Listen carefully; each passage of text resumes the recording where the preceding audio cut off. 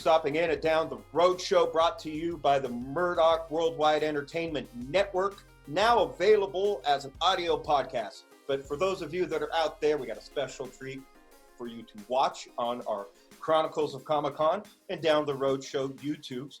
We are here with a very special guest that I've been waiting to get on the show for a couple months, pretty much since I started it. We go back a number of years. I've booked him as a guest at conventions, and he's just a wonderful, talented artist. But not only that, he's smarter than I am when it comes to comic books and knows a hell of a lot more. So we're about to get an education. How you doing today, Tone?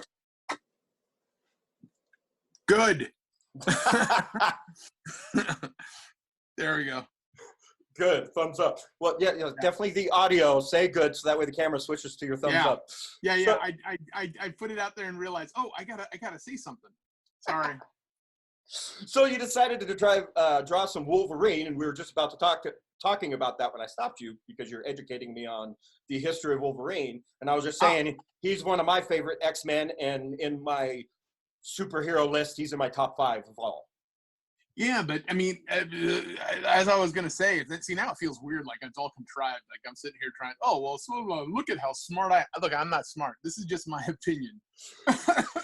Yeah, but I'm an idiot. I'm an idiot when it comes to comic book knowledge. People just think I know more than I do because of all the cons I go to. Well, you know, the biggest problem with people who are like super fans of all this stuff, they get their information from so many different sources, which generally once upon a time used to be a big deal. Like, again, if you wanted to know something, you know, you would go ahead and check out multiple sources. Right. Back in the old days, back when I was a youngin'. Before internet, he's talking about you kids. Well, not only just internet. I'm going to go back to something interesting. When I became a fan of Wolverine, the only book I would read was the X-Men. Wolverine didn't have 3 different miniseries, and he didn't show up in every single X-Men comic book. He didn't make appearances in the Avengers. You know, he didn't do that. If you wanted to watch or figure out what was going on with Wolverine, you picked up the Uncanny X-Men, and that was it. And I'm not saying that was the perfect way of, you know, getting like a history lesson on what characters were doing, but it definitely made it easier for people to follow the characters they wanted to follow. So same thing with like Cyclops, same thing with like Storm and Colossus, especially after the X-Men kind of like broke out and became like this huge monstrosity with John Byrne and Dave Cockrum working on it, Len Wein, and Chris Claremont, right? Yeah. So the problem now is there's so many places to get this information, and now not only that, there's also so many like bits of misinformation, things Marvel might have done that they were like, well, that really didn't do very good. It's like, okay, let's just bury that. And the story that I'm going to use an example of that is the one where Wolverine turns all feral. And I don't remember what happened to him. Something happened where all of a sudden he turned super feral, and he became like this monster beast. And all of a sudden he didn't have a nose. Like Wolverine's nose, like literally just disappeared. It was the crazy. Weird. Yeah, if you've never seen it, I'm telling you, look it up. It happened. And I think basically what happened is the fans were kind of like going like, what the hell is this, you know? And kind of like in the new Turtles movie where they gave him too human of a nose. Yeah. I mean, again, it's like, look, I'm not going to sit here and say, look, don't try something out and see, you know, how it turns out. Again, that's fine and dandy. I'm just saying, you know, sometimes they make these decisions and they're weird decisions, or they don't go over like they expected, you know? So like, I remember that happening, and the whole time, and you got to keep in mind, like there's a process, you know, for doing these books. So like the books that are coming out like this week, sometimes have been drawn like 2 months ago or a month ago, 3 months ago. So like there's like this lag time between doing something, having it become canon, and then the fans reading it and going like, what the hell is this? And then now, especially with the internet, people just, if they hate on something, they are going to hate on it super fast. And you're going to know real quick. Oh yeah, absolutely. Whereas once upon a time, like, you know, you'd be 5 months into the hole and you'd be like, oh, we hate this. And you're like, oh no, we've already planned this out for a whole year. You know, it's like, and I remember we were running a comic book shop in North Hollywood, Studio City, California. And I remember we had these kids coming in, and they would sit there and they would tell us that they wanted like the death of Phoenix or something. Mm-hmm. And we'd be like, oh, well, wow, okay, little boy. It's like the death of Phoenix. Like, you know, it's not necessarily an expensive book, but, you know, for a little kid, it might be a little expensive. So, you know, we went ahead and we'd start like trying to pull it up for him or whatever, get it out of the back room or off the wall or something. And then the kid would start talking to us about it. And then he'd say, yeah, it's like my favorite story because, you know, Gambit does this and Gambit does. And I'm like, what? Wait, what? What are you talking about? And they'll keep explaining to us about all these things that Gambit did in the story. And I'm like, wait a minute. Gambit isn't in the issue of the comic book where Phoenix dies. You know, it's like, what are you talking about? And he says, yeah, he was there. I saw it on the cartoon show. And you realize that they're getting the information from the cartoon show. And so the cartoon show was amalgamating all these old time stories or older stories to have them make more sense. So yeah, because it's entertainment, so they're going to take from wherever they want to create something new. Yeah. I mean, just like you know, all the movies. I mean, the movies take the best parts of this, that, and the other, and hopefully they treat it with a little bit of love and respect, and you're happy with it.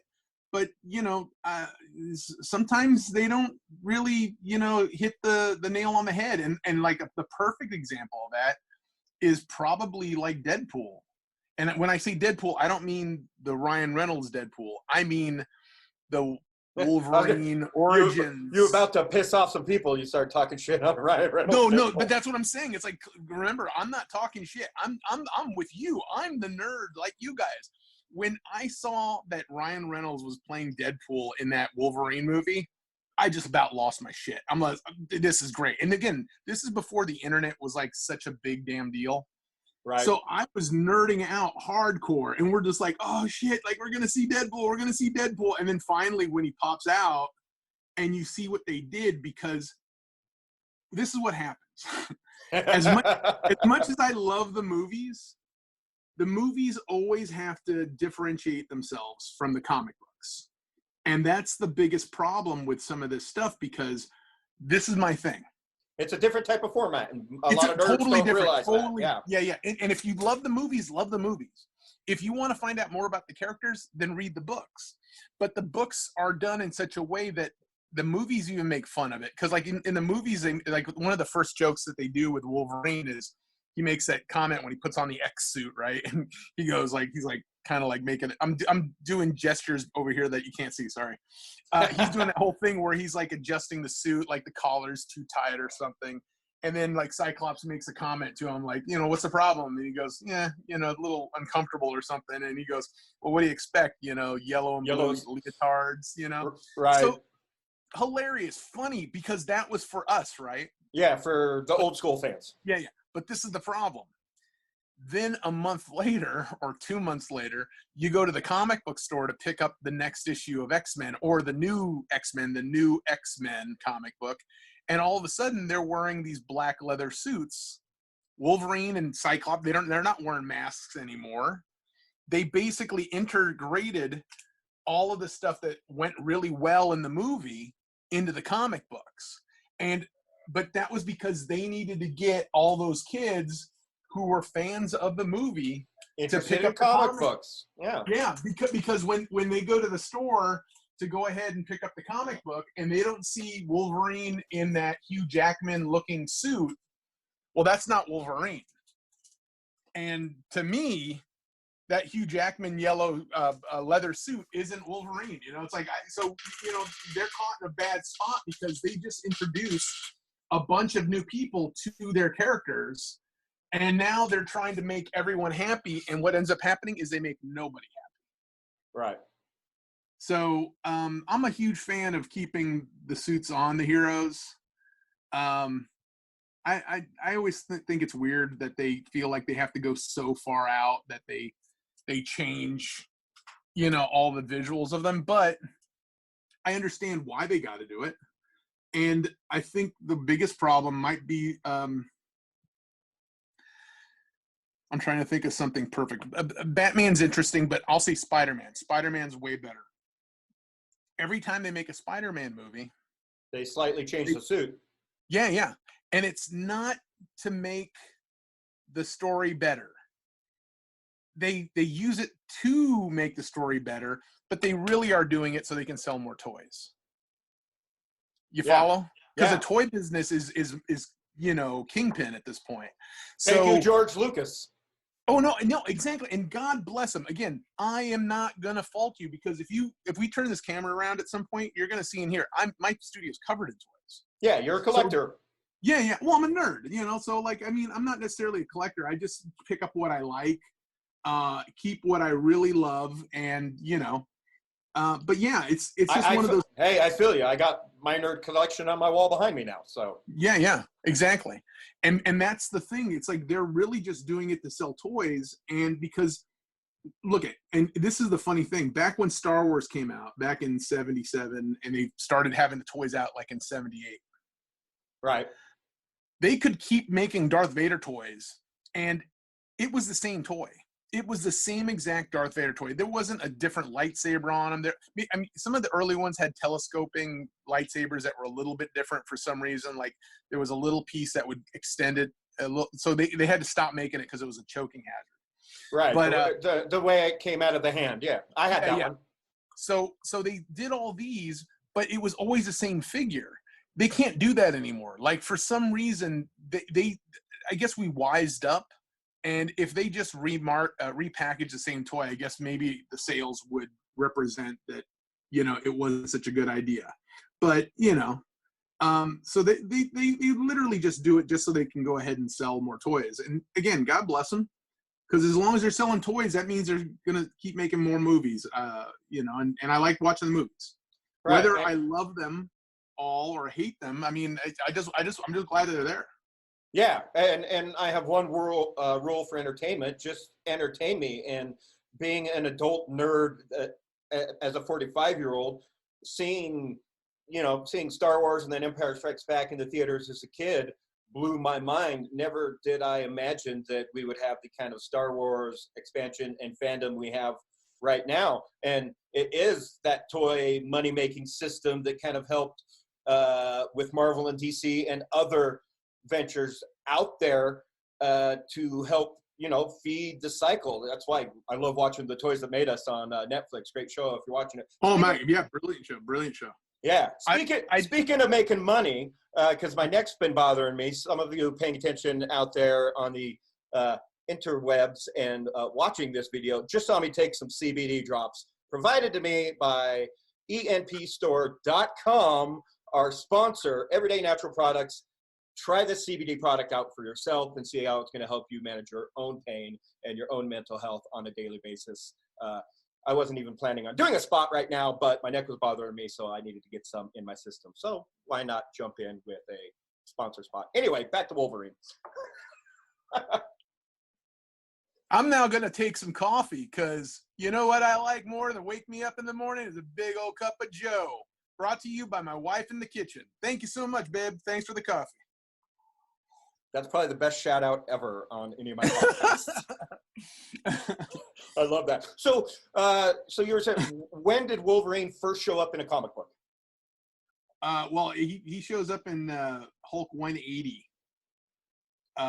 He has one little panel. There actually, now that I'm thinking about it, there might be two little panels at the end of Hulk 180. The Hulk is like in Canada fighting the Wendigo. And for some reason Wolverine pops into it, and they even, there is a lot of like build up to Wolverine at this point, because there are ads in Marvel comic books talking about the Wolverine's coming, Wolverine, but they didn't really do anything with him. Like, he comes out, he's all in Hulk 181. He fights the Hulk, he fights with Wendigo, and I don't even remember. Like, again, I would have to pick up the book again and reread it to like remember exactly how that went and why it went. But then Hulk 182 comes out, and Wolverine literally turns up on like maybe the first or second page, and he's now gone. So very odd first appearance. Didn't really do a whole lot other than just appear, I guess. And I don't even know if he made that first appearance with the intent of showing up in the X-Men. Right. But that's something I think Marvel did so brilliantly back in the day, was little quick cameos that sparked entire new comic books. Yeah. But, you know, again, I'm assuming it was because I think, you know, Len Wein, again, I think, Len Wein wrote the Hulk. He worked Wolverine in. I love Len. I miss Len. We used to live real close to each other in the San Fernando Valley, and I would see him all the time. And I just remember, like, we would go to the convenience store, you know, around the corner, and I'd be walking in, and Len would be walking, or I'd be walking out, and Len would be walking in. And because I didn't want to fanboy out or anything, and plus I knew him. But I think this is the thing I always put to people. Just because I know somebody, I never assume they know me. You follow? And once upon a time, boy, don't I. Once upon a time, I used to stand out. So, like, when I was at my heaviest, you couldn't mix me up with anyone else. I looked like me. You follow?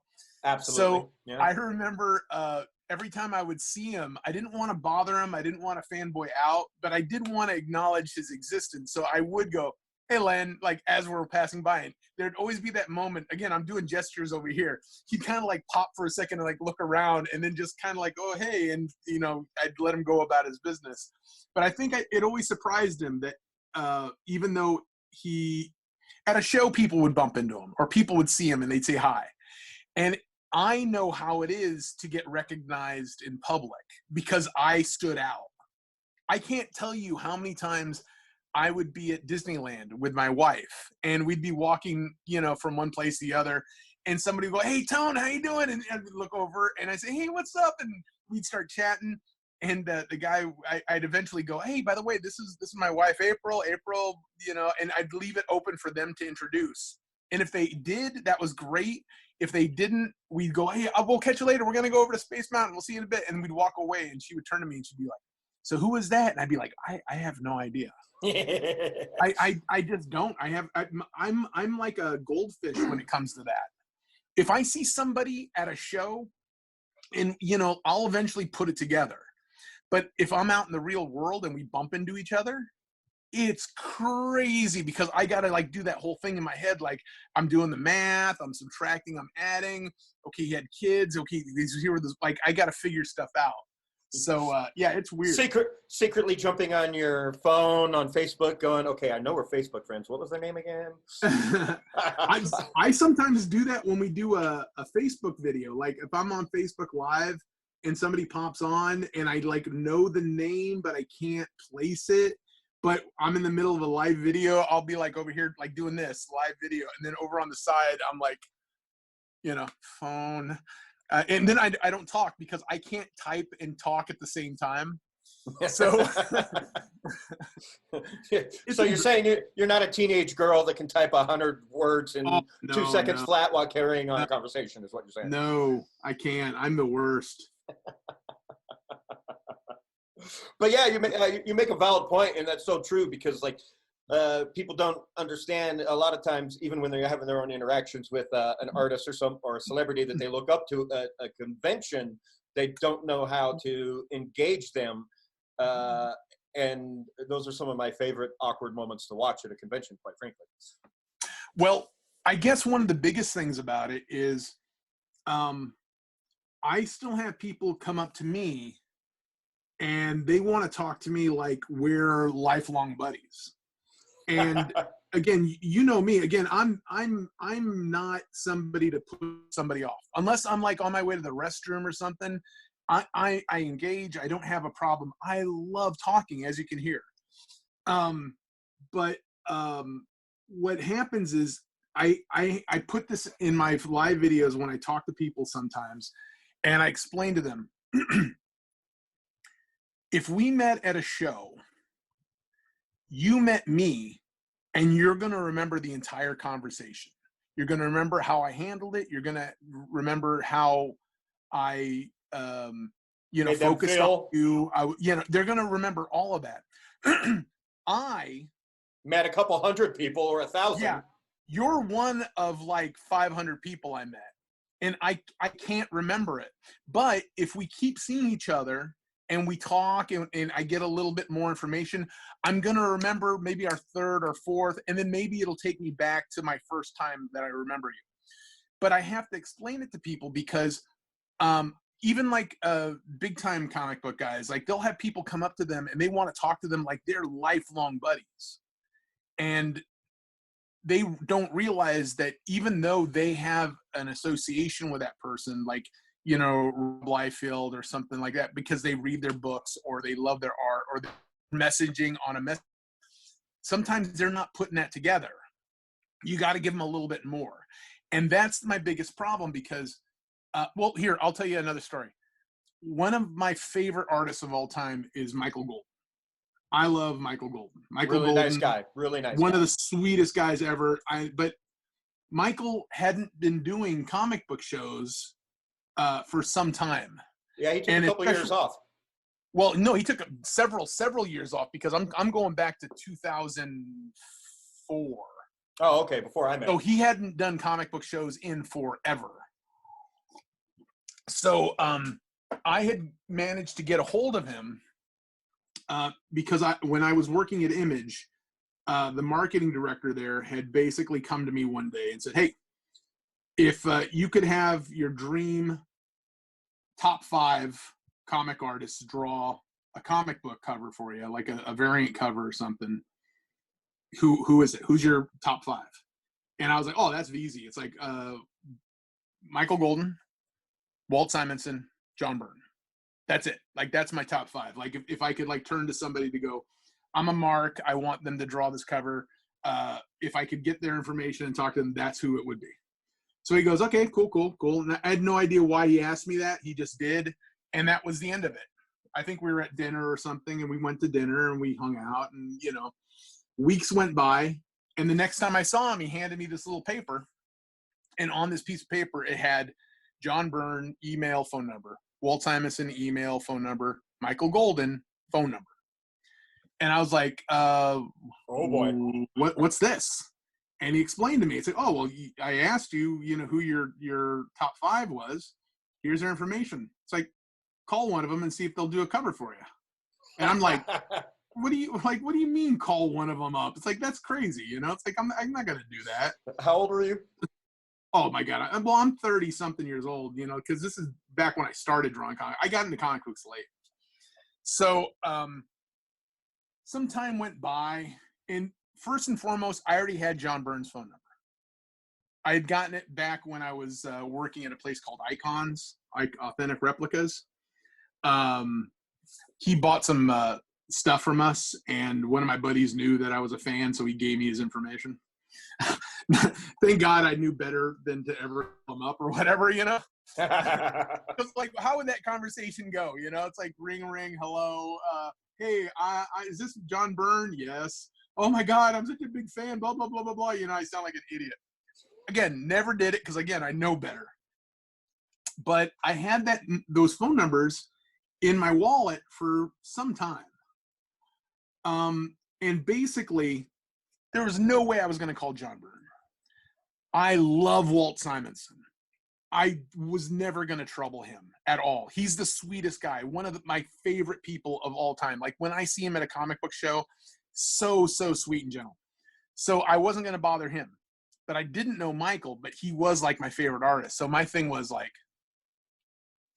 I'll just call it and just see what happens. So I'd go ahead and I'd call it. I remember the first time I was just freaking out. Like, what am I going to say? What am I going to say? What am I going to say? And the phone just kept ringing and ringing and ringing and ringing and ringing. And making you and more no pickup. nervous.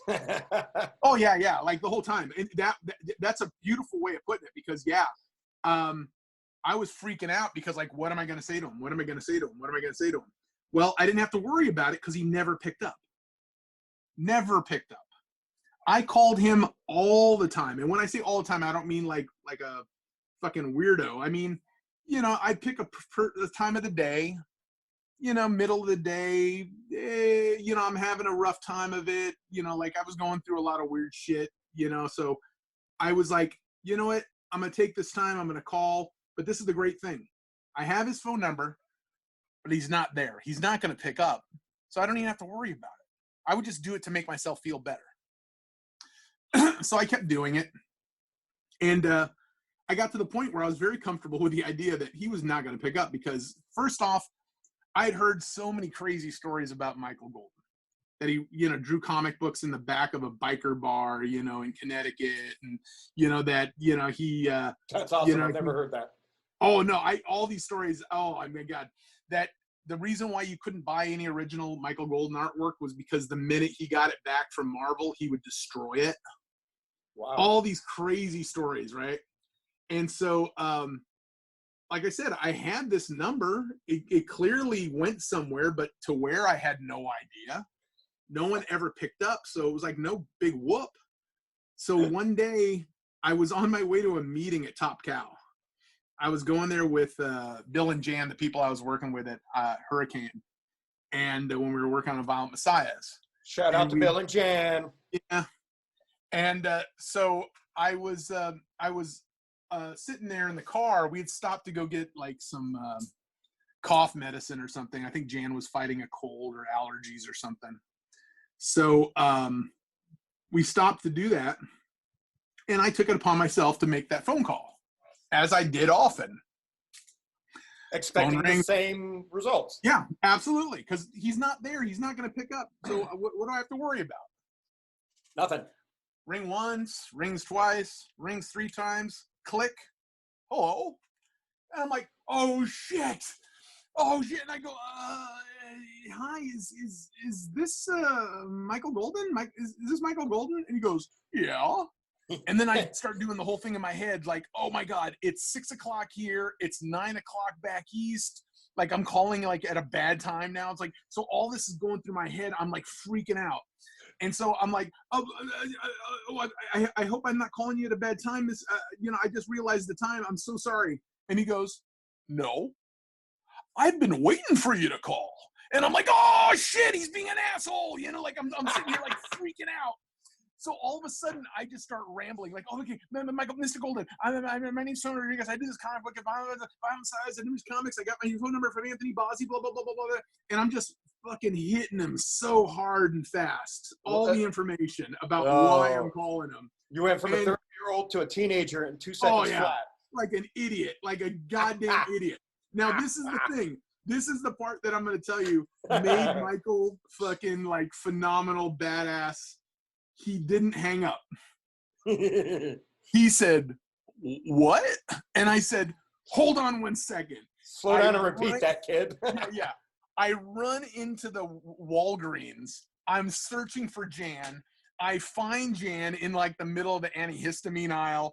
I have my phone. It's an old flip phone, like a Samsung. And I like shove it in her face. And I said, it's Michael Golden. Tell me what to do to variant cover for Snake Plissken. And she looks at me, she looks at the phone, she grabs it from me, she puts it up to her ear very slowly, and then she goes, Jan. Who's this? And meanwhile, I'm like, he's going to fucking hang up. It's like, I just told you what to tell him. So sure enough, Michael on the other side must have said, I'm Michael Golden. She must have realized what I had said, putting it all together now.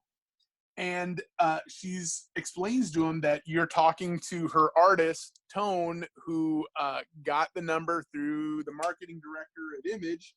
And I understand that we're trying to put together some covers for the Snake Plissken book and wanted to know if you'd be interested in doing this.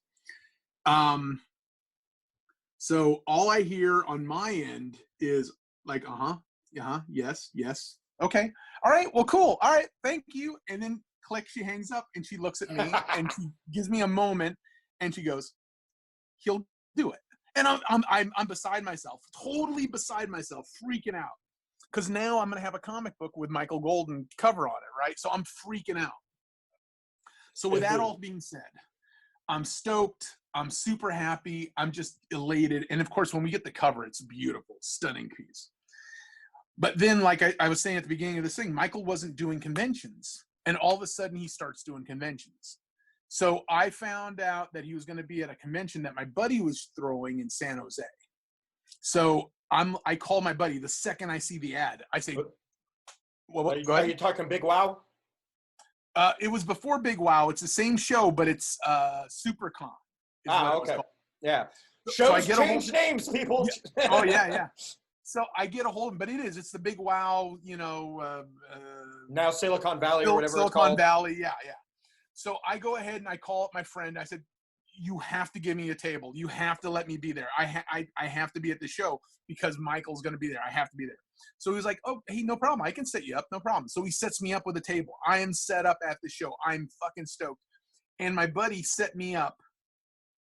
Michael is at the end of one aisle on that side. I'm at the other end of the aisle on this side. So like we're totally like weird catty corner, right? So I can see him the whole time. But you can see him, you just can't pester him. Yeah, well, first and foremost, you can't pester him at all. Because he's always got a crowd of people around him. Because, again, this is like one of his first shows. So he had these two guys. I always call them like rocket scientists because they look like rocket scientists to me. And one of the guys actually owned some Star Wars artwork that he had done. So, I guess he was getting them to sign it and, because I guess he'd spent so much money on it years ago or whatever, he was going to get his private time with Michael to talk to him about it. So I got to see the artwork. I got to see Michael, so I went over to go introduce myself because this is before the show. So I go ahead and I start making my way over there. But like I said, this guy's like holding court with him. And I'm not the kind of guy who wants to barge in and, be a jerk or whatever. Because, again, this is going to be my first impression, right? So, basically, I can't even get near the table. I'm even looking like at the stuff that he has on the table just to kind of, like, check out, like, what he's got going on. But these guys, again, to paint a picture, I'll give you a piece of paper. 1 second. Yeah. So... No, and I get it here because I'll do a quick interruption story while you're drawing that out for the folks at home. Like the same thing happened to me at a San Diego Comic-Con where I got to meet the greatest American hero. And he chatted my ear off for like 10 minutes while there was a line behind me. And I felt so bad for everyone behind me in the line, but he was so engaged in me that like I also couldn't walk away. Yeah. No, I get you. All right. So anyway. This is what's happening. This is a bad drawing of what's going on. I love the fact you're giving them a visual representation. Yeah. So Michael's there in the middle sitting at his table. These two guys are on either side. And there's like another guy here and another guy here. So, again, you can't get in front of his table. And so there's just a little spot right here because even though these guys are good friends, they're not good friends in the sense that they're going to go touch each other, I guess. They're giving themselves a little bit of space. So this is where I'm at. I come over and I stand right here, and Mike's talking to him. And, he's doing the whole thing. Blah, blah, blah. Well, yeah, okay, yeah, all right, blah, blah. I don't even remember what he's saying. And so at some point, he stops, and I guess he looks up at me, looks me dead in the face. And you're a big, imposing character. And I stand out, right? Yeah. But he doesn't know me. I'm just some big, fat, long-haired, crazy, facial-haired dude, right? That he had a very quick conversation with on the phone. Yeah, but he doesn't know that. Right. So he sits there, and we've had another conversation at that point. After the cover came out, I called him to, hey, look, it looks beautiful. I'm a huge fan. It's beautiful. So he's still talking to these guys. He looks up at me, dead eyes, and, like, just kind of continues. Because, again, I don't interject. So maybe he's waiting for me to say something, but I don't. So anyway, all that's going on, and I'm like, you know what? These guys are going to tie him up for a while. I'm going to go ahead and go back to my table. I got to set up. So as I'm making my way back to my table, Steve catches me and sees me walking around. He goes, "Hey man, have you gotten your pass yet?" And I said, "What?" He goes, your lanyard. You need to get your lanyard because at some point they're going to close the doors, and if you don't have your lanyard, they're going to want to kick you out. And I said, "Oh, cool. All right, I'll go do that." So I go ahead and I walk over to where the lanyards are at. They're handing them out, you know. And so I go ahead and I get it and I put it on. I go set up, and just before the show starts, I'm like, I want to meet Michael before the show starts. I'm going to walk back over there and say hi. I told my buddy I was going to go do that. And so I walk back over there, and these two idiots are still there. And again, forgive me, I don't mean calling them idiots. They're rocket scientists. Like I said, I can tell they are. But they are doing everything they can to basically monopolize his time prior to the show.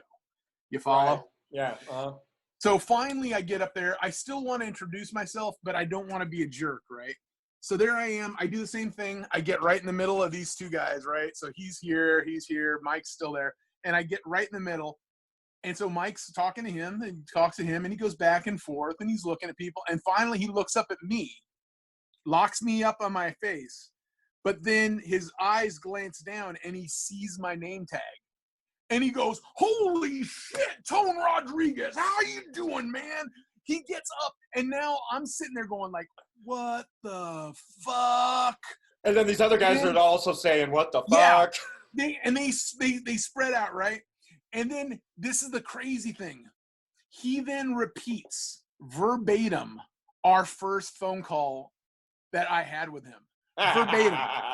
So this is the craziest thing. When I tell people that when we meet at a show that it's hard to like make that connection, like, you know, like again, if I had been a regular fan and I had made my first contact with Michael Golden at that show, he'd have no memory of it. Right. But because of that weird phone call that we had, and the fact that he remembered it so much, remembered my name, and then when I got to meet him for the first time at a show physically, he remembers me. So like, out of all the people that I've ever met, I don't have a relationship like that. You follow what I'm saying? It's like, because we don't remember like that. Unless you meet a celebrity, it's hard to like have that thing where you both remember it. It's weird. Mm-hmm, mm-hmm. No, and sorry. I get it. Like, after 10 years of doing the con life and different conventions around the country, like I am genuinely still surprised when celebrities or artists and people actually remember me that I haven't seen in like 5 to 8 years. Yeah. And like when I saw you at what was it, the LA Comic-Con, the Kamikaze before they changed the name. Yeah, because that was like the first time I'd seen you in years. Yeah, since Phoenix. Yeah, and you were talking to her, my editor from Top Cow. Was it Jan? No, from not Top Cow, from Top Cow. God. And hey, look, you're preaching to the choir right now, because like I know so many people in the industry now over the last 10 years. I forget who works for who used to work for who, and who has done what projects with who. I can't believe I can't pull her name out. I do this all the time. I got to worry about having like brain damage or something. She's married to Tyler Mane. Oh, Renee. Renee. Renee. So you were talking to Renee, and I saw you, and I walked. Oh yeah, over. Yeah. I remember. You didn't know that was me either. You'd lost weight. Yeah. See, you didn't see me either. So, but that's the thing. It's like. And I also lost weight and lost hair. Yeah. Well, yeah, but you still look good though. You're a flatterer. Oh, stop. Well, but most people recognize me. They hear me across the convention hall. They usually recognize my voice. Gotcha. At least that's what I've been told by the marketing department. You know, people that work at different booths. They're like, "I heard you coming." but yeah, hey, and like you're talking about there with that Michael Golden incident, like a lot of fans don't realize, like sometimes, like you as celebrities and artists and with your fans out there, you don't know how to get out of a conversation. So sometimes you need someone to come and interrupt that conversation. Well, yeah, I don't even remember how that ended. I just remember him telling that story to these guys, and I'm sure it meant nothing to them. But let me tell you, oh my God, that made me like just think to myself, wow, it's like this cat is super awesome. And of course, we didn't get to hang out at that show. Like we did a little bit of talking or whatever, but then we found ourselves at a show in Arlington later that year. And I think it was at the end of the show, like we turned to him, you know, like I always go to him and say, hey, so when are you flying out? And he goes, well, we're not leaving until Monday. And I'm like, oh, well, we're not leaving till Monday either. It's like, you guys got any plans for dinner? Because like trying to do dinner at these shows is always a hassle because, you know, you meet everybody or you see everybody and everybody wants to have dinner at the same time. And then you go out and and it's a party of like 30. So it's like a nightmare. You don't get to talk to anyone. You really just talk to the person in front of you. So we went ahead and we did one of those things where we actually went someplace, we hung out, and that's when I asked him all these questions about everything that I had heard, you know, these stories. And clear up the legend for me. Yeah. And that's the amazing thing. It's like, I know he's done a few like interview videos, but to be honest with you, there's like a movie in Golden. It's like there's an amazing story there, even if they fictionalize it. You could say that about a lot of the artists in the industry. Yeah, I know, but him specifically, because like I said, it's like some of these stories they've been so blown up. Yeah, blown up, exaggerated. I mean, and again, it's funny because the exaggerations aren't far from the truth, which is the craziest part of it. Because again, sometimes when stories are so bizarre, you hear them over and over and over and over again, they lose credibility. Like, right. So the story about Steranko punching out Bob Kane, at this point, I'm kind of like just over it. It's like, okay, every time someone sees Steranko, I hear the story. I'm sure he tells that story at least once a week.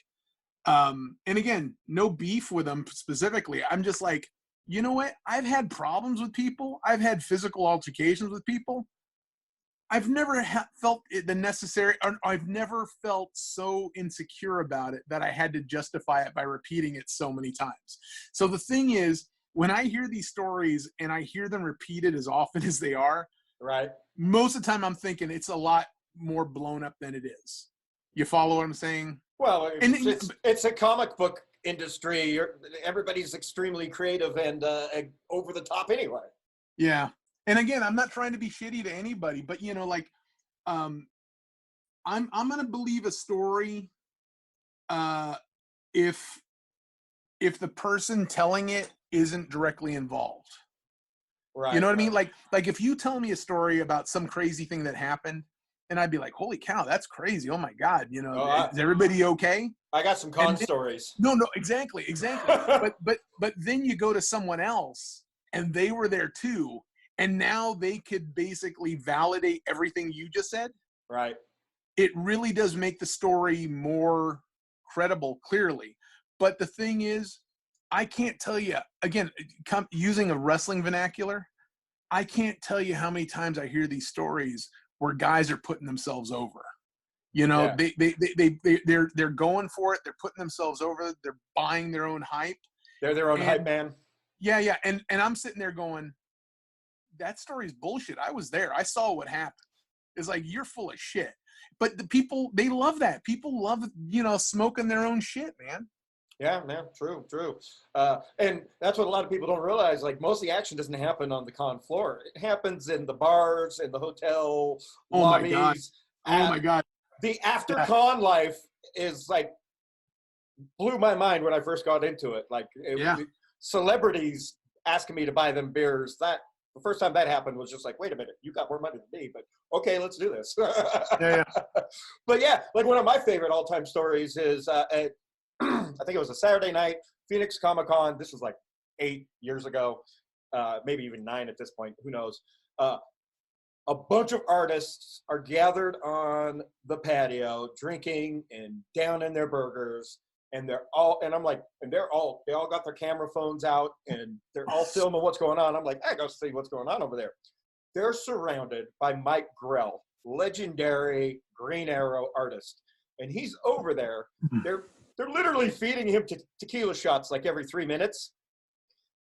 And he's drawing for all these professional artists in the industry gathered around him, feeding him tequila shots. And he's drawing simultaneously with his right hand and left hand at the same time, doing both sides of the Green Arrow and talking about how the brain functions with left and right brain and just like educating us on science and neuroscience and how the brain works and all of that, and ends it with a double signature going off the corners of both pages at the same time. And it blew my mind as just, you know, as someone who can't draw, I was just like, holy crap. I don't know anything about that. I just saw Mike at a show recently, so I don't know anything about that. That's crazy. Oh, I was there. I think I even posted a quick little snippet of video myself. Like I've never seen anything like it in my entire life. Wow. Yeah. So that's like that kind of talent, but like, that's the kind of thing you just don't catch on the con floor. Interesting. That's crazy. No, again, I'm curious now. It's like my biggest scare now is like, how do you work that into a conversation? It's like, hey, by the way, I heard you can draw with your left hand as well. You know what I mean? It's like, I don't want to put him on the spot. Right. But you know, but that's the interesting thing. He's the kind of cat who would probably go, oh, okay, well, here, let me show you, you know, because he's so fun. He's so cool. He's so chill, you know. And engaging. Yeah, he's a great guy. Yeah, super cool. Yeah. He actually one of my I don't have it in here. I got to find it. It's in a box somewhere. I haven't put it up in my office yet. But one of my favorite pieces was at, I think it was Smallville Comic-Con in Kansas. I had him actually draw a Green Arrow on my phone case, on a white phone case for me. And so obviously I don't use that phone case anymore. But yeah, like what are some of your favorite little art pieces that you've gotten from friends in the industry?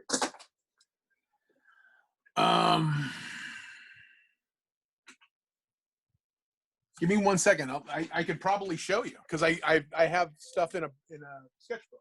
Oh, perfect. Yeah, we're on video. This is so people watching on YouTube. Yeah. This is a visual format. Let's show the people the because I know you got so many talented artist friends and you guys are always just giving each other cool stuff. Like, I mean, how do you even pick a favorite piece of art? Like, you know, I got so much hanging on the wall back here, and the majority of that's by, you know, one artist, my friend Shelby Robertson, that I've been looking to hang up for quite a while. So, but yeah, as I collect more art over the years, I'm sure some of that will come down and we'll replace it up because, you know, that's what you want to do with your art from your friends. You want to show it off and support your local artists, especially right now during this coronavirus time, people. This is the time to be sharing your creative friends, whether they're a musician or an artist or just whatever, or maybe they have a YouTube podcast that you could share this video for.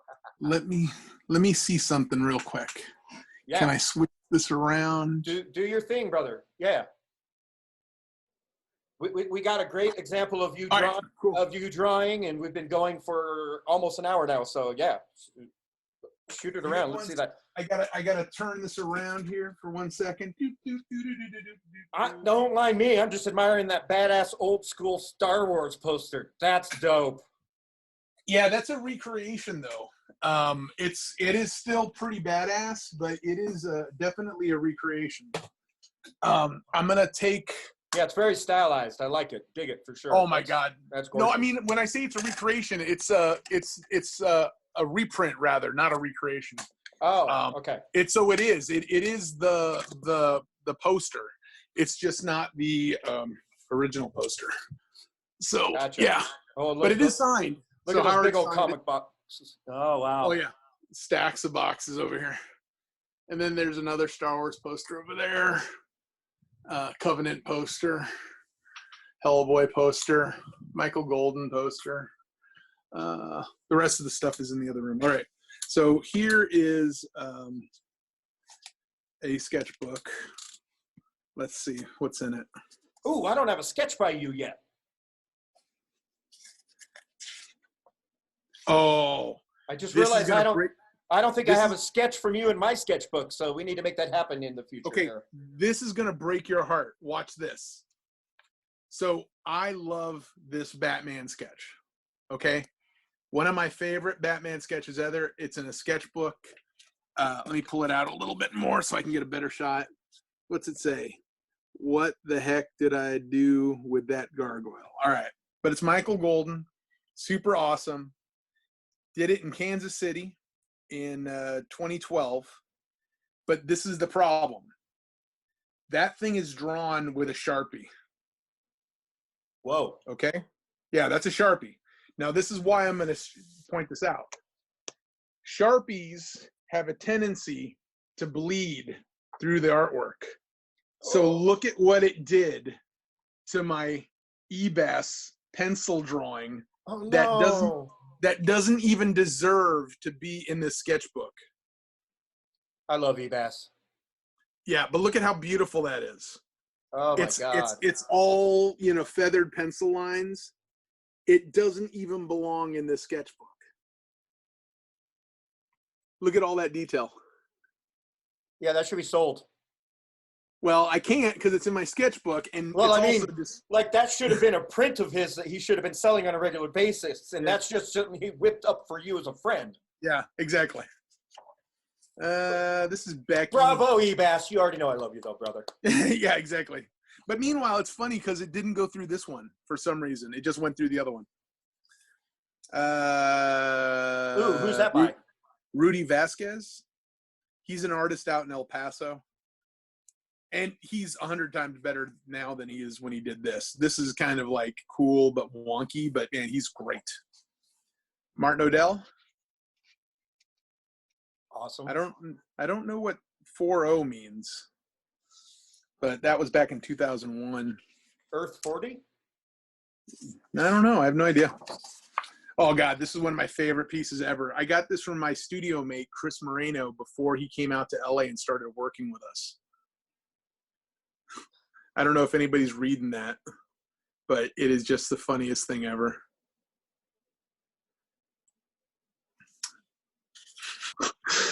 I just love that his high school reunion badge still says Batman. It doesn't say like Bruce or anything on it. That is clever. And that's why I wasn't talking too, so people could see that as much as possible. I don't want to read because I'm afraid that my reading's going to be bad. So it's like I'll just let people like read it themselves. Whoa. That is a Cody Chamberlain. But yeah, he's crazy. He's here in Lafayette. He's one of my people out here. That's cool. I can't remember this kid's name, but he used to work on the G.I. Joe stuff. Oh, nice. Yeah, it's a good look to see, guys. It kind of looks like a Scott Kolbish, like SK, but I don't know what it is. Yeah, I don't recognize the signature myself. Yeah, but he worked on the G.I. Joe stuff. But I always saw that signature and I always thought to myself, ooh, I'd be scared about that. Angel Medina. Rafael Navarro. Again, nice watercolor.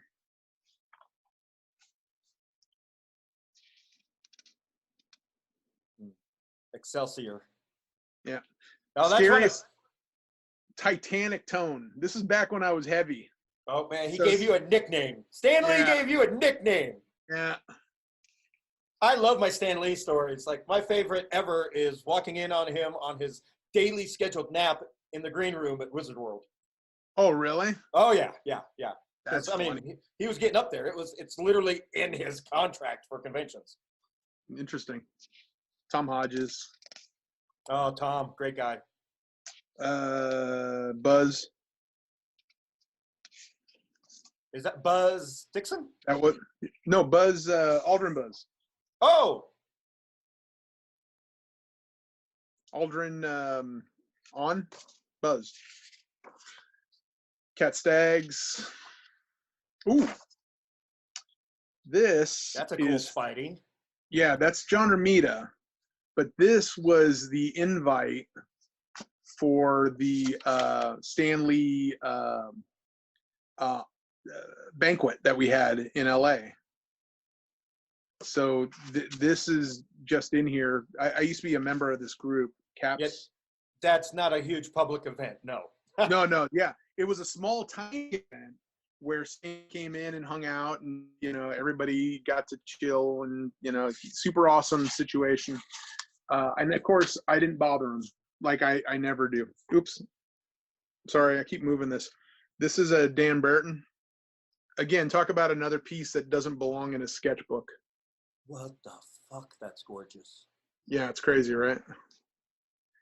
And this is the funny thing. It's like, we're not necessarily even friends. You know, like he's an associate. He's somebody that I just kind of like know through the cons and stuff. But And he went ahead and did, do you find yourself going a little extra when you're doing art for other artists too, though? you know what? I try, but you know, the fact of the matter is, you don't always get that chance. I'm trying to see what else is in here. Ooh, that's in here. Dean Eagle. Legendary. Yeah, and he's a buddy. You know what I mean? It's like he's a buddy. It's like one day we were just somewhere and he must have been bored or something.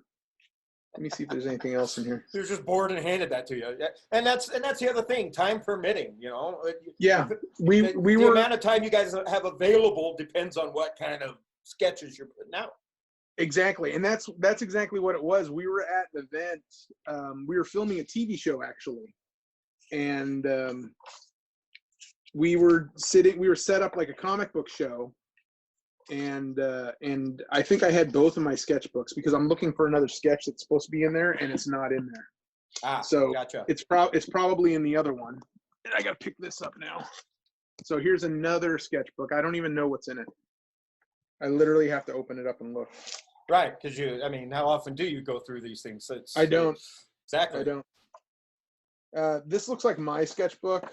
I can't even remember which friend was like, Casey, why don't you have a sketchbook that you're giving to all of us to draw on? Like, it was like, I've been doing this for 5 years until finally a friend was just like, go, bring me a damn sketchbook. Yeah.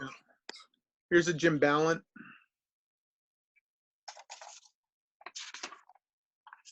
I think I got it upside down. Yeah, it's upside down. So let's see. Tone Rodriguez's fucking con sketchbook. Oh, we go. This is great. So here's a Walt Simonson piece, right? So he goes ahead and he did this. He did this back in, I can't even tell what year that is. A long time But ago. anyway, he signed it, and then he made a mention about his signature looking like a dinosaur, and somebody didn't understand. So he went ahead and signed my book again. And drew the dinosaur next to it. Drew the dinosaur to show the person what he meant by it. So 2 Simonson sketches. That's funny. That's a great bonus. Yeah. Mike Kaluta. Oh, that's cool. Yeah. Phil Noto.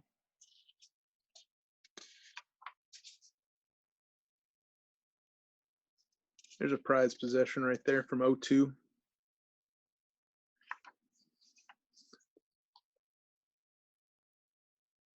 Some of these people, I don't even know what they're doing anymore. Like, I don't know if they're drawing comic books or if they're in animation or something. Because some of these people you just kind of like meet, like doing shows. And again, you don't necessarily know. This guy was working on the Master of the Universe comic books. Here's another beautiful one. Man, I love him too. He's another great guy. And if you get the chance to go to his booth, he's usually raising money for a charity. Yeah, yeah. Chris Gossett. That's gorgeous. Yeah. Phil Ortiz. Dos Santos. This is Amy Alberson. Man, I feel horrible. Like I should remember most of these people. I don't. Another Cody. Hey, they're all getting shout outs on the podcast. Yeah. Bill Tucci. That's cool. Another Chris Moreno. We did a comic strip where we're making fun about Batman and apparently doing some sort of weird date rape thing. So he goes, "Oh man, this date isn't going well at all. Must get the bat inhibition blocker spray." And in other words, a martini. Well, it was a joke it's a callback to a joke we were doing because we were at a show once and we were doing coaster comics. And it's just you take coasters from the bar and you just go ahead and draw you know, like you draw one panel, I'll draw the next panel, and it's way bad in the sense that, you know, you kind of can go all over the place. That sounds interesting as hell, though. Yeah. It is. But like I said, we got into a dark place. But, you know, Batman all of a sudden needing to, like, you know, knock out and date rape some girl or something. It was bad. It was not good. This is way before the Me Too movement, people. Well, yeah. But like I said, it was just weird. Like we were kind of like, I think we're just kind of like having fun. Well, and this is the kind of weird shit you come up with when you're bored at a convention. Well, oh yeah, but that's what I'm saying. It's like we didn't think it was fun to do it in the story. We were just coming up with a story where turn this around, where like, you know, Batman was on this date and it wasn't going well, and like, you know, he's got all these gadgets to kind of like have things go in his favor, and for whatever reason, it kind of went there, and it was like I said, it was really lost video. Yeah, not. Oh, did we lose video? Lost video. Video. What do we do? You probably clicked something in the app. Okay. And 1 second. And accidentally muted your video when you were hanging your iPad back up to show the art. But actually, while you're doing that, I'll do a quick shout out real quick because. So, for those of you out there currently watching this on Chronicles of Comic-Con YouTube channel, I'm going to do a giveaway for this specific podcast. So, if you'd like to try a little bottle of this CBD elixir by Everyday Natural Product, I have a sample size. This is good for anywhere between 2 to 3 doses for you to see if it helps with your pain management and your mental health. So, I'm going to pick a random person in the comments below on this YouTube channel. So you tell me why you deserve a sample bottle of this CBD elixir from Everyday Natural Product. I use this stuff twice a day to help me get through the day. So leave a comment, and this is your giveaway. So we're going to send you one of these. I'll pick someone, I'll hit you up, and I'll get your address, and we will send that out to you. So, and then get back to us and let us know what you thought of the product. So anyway, this is our first podcast sponsored giveaway. So leave your comments below. Anyway, back to Tone. All right, am I back? Can you hear me? You are back, sir. Look at that gorgeous Wolverine. And the fact that I love old school Wolverine. When you started drawing that, I was just like in awe. And watching your ink strokes is just like mesmerizing too. Like, you're so fucking talented. Nah, not really. This is just what I do. Yeah, it's well, like, look, some people are born with that skill, some acquire it, but at the same time, all artists want to get better the more they draw. Well, yeah, and that's what I tell people. It's like I see people all the time, and we'll talk to them at shows or whatever, and it is really amazing, even with this whole anime thing kind of like being a big part of the conventions. Yeah. I see people all the time who draw from anime, manga, and they struggle because I can tell most of the time when people are stealing, you know, their work. Like, you know, like when I can see through like pages of people's work, if you give me enough of it, I'm going to see where you're working, and I can see where you're just stealing stuff from other comic books and stuff. Yeah, not even borrowing at that point. Oh, yeah. And again, keep in mind, there's nothing wrong with stealing. Again, just make sure that when you're stealing something in this industry that you kind of like let people know. And that's like the biggest problem. It's like, I think that so many people have gotten to the point where they kind of get red-handed and they want to argue the point. It's like, no, man, it's like that's straight up from this. That's straight up from that. Mm-hmm. I do a bunch of like recreations and stuff, like cover recreations and stuff. And I always do my best to make sure that those credits are always there. And even on the last one I did a print of Hulk 181 as a cover recreation piece. Right. I did it in such a rush that when I sent it off to the printer, I didn't even sign it. Like I didn't sign my name to it. Oh. Which means it doesn't have the After Herb Trimp on it because I didn't even sign it. You follow?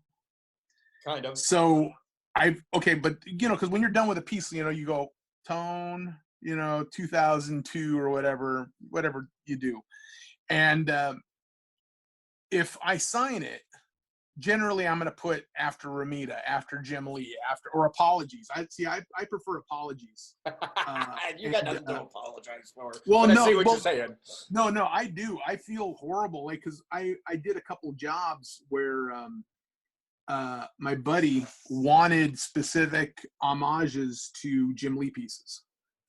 And I don't know how I kind of became that guy, because I don't necessarily draw like Jim Lee at all. Again, I'm not going to sit here and try to make it sound like I'm that guy, because I'm not. Like if I have any kind of like work in me that I kind of like homage in my regular work, it's more John Byrne.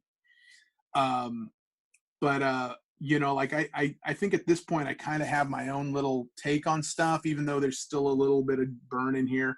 But it depends on who I'm drawing. Like if I'm drawing Wolverine, it's more John Byrne. If I draw Thor, it's more Walt Simonson. I just kind of like homage those characters or those artists more. Yeah, the preferred influences. Yeah. But then for some reason I got wrapped up in doing these Jim Lee pieces for a buddy of mine, and he was paying the bills, so he went ahead and he specifically would send me references that I'd like to get like an homage of this. And so I'm like, all right, here's how much it's going to cost, and he paid. So well, that makes sense though. I mean, Jim Lee's always got that crazy line, and so if you can find someone who can give you something similar, then I mean, I can see where you don't want to be pigeonholed like that, but I can see how easily that happens. Yeah, I mean, and I didn't mind doing it because I actually enjoyed doing it. Like working off of his stuff, first off, made it real easy because like all the hard work was already done. Figuring out where everything was, the lighting or whatever. It's like I actually found structure that I hadn't followed before. Like I was looking at it like I treated it like I was doing the work, but clearly, I mean, and so like I would sign the pieces, apologies to Jim Lee. And I think on my second one, he turned to me and says, why are you putting apologies on there? And I said, oh, well, it's just, kind of like a tongue-in-cheek way of going, after Jim Lee. And to be honest with you, the reason why I was doing it was more because it's like I didn't want anyone to think like in 1 second like I could copy or mimic Jim Lee, but here I was doing it. And so I think on that second piece he took the apologies off. When he went to print, I think he took it off and put the after Jim Lee on it again. So after that, I realized, all right, well, he doesn't want apologies because because it was an independent comic book, I think he was looking at it as a liability. Like if he put apologies on there, maybe he thought like logistically it was going to be a problem. You know what I mean? With Jim Lee. Mm-hmm. So again, I get his point, but my point is, have a sense of humor, people. Well, yeah, but just look, if you're worried about things logistically, maybe don't do it. Right. You know what I mean? Again, maybe you shouldn't be asking for this. Yeah, exactly. Because again, on my end, it's a job. I'm not going to sit there and say no. It's like I got bills to pay. Right, exactly. Speaking of bills to pay, so where can people find your social media and your website? So because once you're done with this Wolverine, it's going to be available for a fan. Yeah, when I do these, they definitely go up. What I'll probably do is I just put it up on my Facebook page, and when it comes down to all this stuff, I don't really have a full-on regular website. that I work off of. I have 2 Facebook pages that I kind of utilize.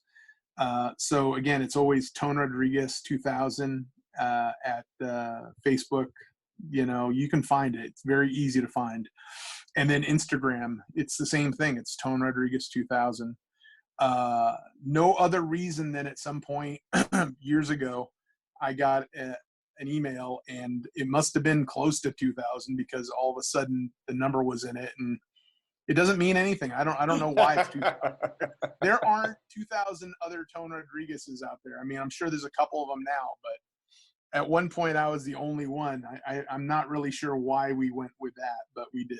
So. No, hey, look, I get it. And especially when picking like a public moniker, a handle for your Instagram and Twitter, like I had the same issue because like Casey and the Sunshine Band fucking owns everything out there. So picking anything back when I was a musician was a pain in the butt. And luckily I had some really good social media marketing friends that were like, okay, here's what you need to do. And pick a name that will work across all of them and make sure it's available across all of them, including a website. So yeah, I get it. As a matter of fact, that was one of the weird things that happened to me at one point. Cause again, my name is, it's Tone. I go by Tone, but that's not my name. My name's Anthony.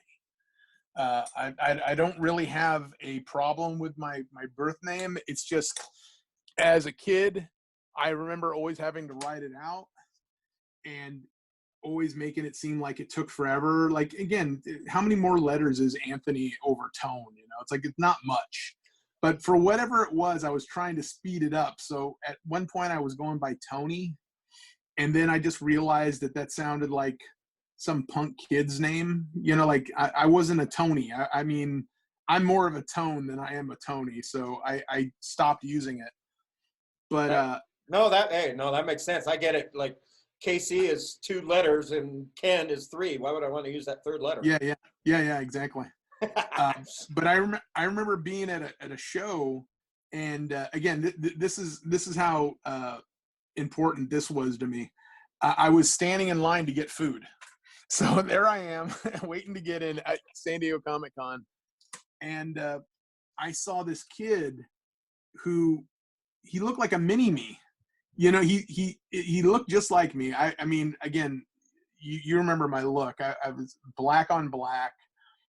Black shirt, black shorts, you know, if I was wearing the bandana, black bandana, hair pulled back, you know, the whole thing. And so I was watching this kid walking toward my area, but not toward me. And then he bumped into some friends. So they started talking. And so I'm within earshot. So I'm picking up the entire conversation. So I'm listening to him and I'm like kind of commenting. I wish I had taken a picture. I thought about it at one point. Like, I'm gonna take a picture of this guy because he looks just like a baby version of me. You know, I found my doppelganger at a con. So yeah. Yeah, isn't that crazy? It's like when you find somebody, because you're like, and I used to get it all the time. People would tell me that they would see me in public and they'd be like, "Hey, are you blah blah blah? You're Billy's kid, right?" And you're like, "What? Like, what are you talking about?" And I always thought it was funny that, you know, people thought I looked like someone else. Because I was like, there's no way. It's like, God did not do this. Unless it's a crazy, crazy joke. There's not like more than one of me. Yeah, but no, I get it. I look like every bald white dude with a beard. Yeah, but that inevitably that would happen. I'd bump into people and there'd be like this thing where I would look like somebody, or so someone thought. And so I kind of got used to it, and I kind of just dealt with it and whatnot. And I just remember listening to this kid talk, and he was talking to these people, and then a couple other kids showed up. And keep in mind, maybe I didn't say this when I started the story, but he was carrying an art portfolio. I got to remember where this is at. I got to stay over here. So he was carrying an art portfolio. So he was an artist as well, right? Right. So he's sitting there talking, and then this other group of friends show up. So he starts talking to them, and they go, "Oh, hey, well, this is, you know, Katie and Bill or whoever they are." And then he goes ahead and he goes, "Oh, hey, how you doing? My name is Tone Rodriguez." And I'm like, nope. This is how crazed it got me. I was in line at my heaviest I was like, nope. I got out of line. You know how those San Diego Comic-Con food lines are. Yeah. I get out of line. I walk over to him and I said, no, your name is not Tone Rodriguez. And he looks over at me and I go, hi, what's your name again? And he goes, hi, I'm Tone Rodriguez. And I said, no, it's not. Your name is Anthony. It's like, don't fuck it up for the rest of us. It's like, I looked at him and this is how crazed I was. I must have thought to myself, he must have looked at me like he would recognize me, like he would know who I am. He must have looked at me like I was a maniac. Because again, even though the books were pretty okay sellers, the only people who knew me were people who knew my book. So here I am talking to him like I'm some sort of like mega star or something. Meanwhile, all of a sudden I'm just realizing it's like, okay, this isn't registering to him. It's like, no, my name is Tone Rodriguez. I've been doing this for, 7 years. You cannot go by Tone Rodriguez. Do yourself a favor, do me a favor, and go by Anthony. Don't go by Tone, because I'm Tone. And at that point, I got really involved with the idea of trying to do a thing like they do like in SAG. But the problem is like, SAG, it's a union, right? Right. Yeah. So in SAG, there can only be one Michael Fox. And Michael Fox is a nobody. Nobody knows who Michael Fox is.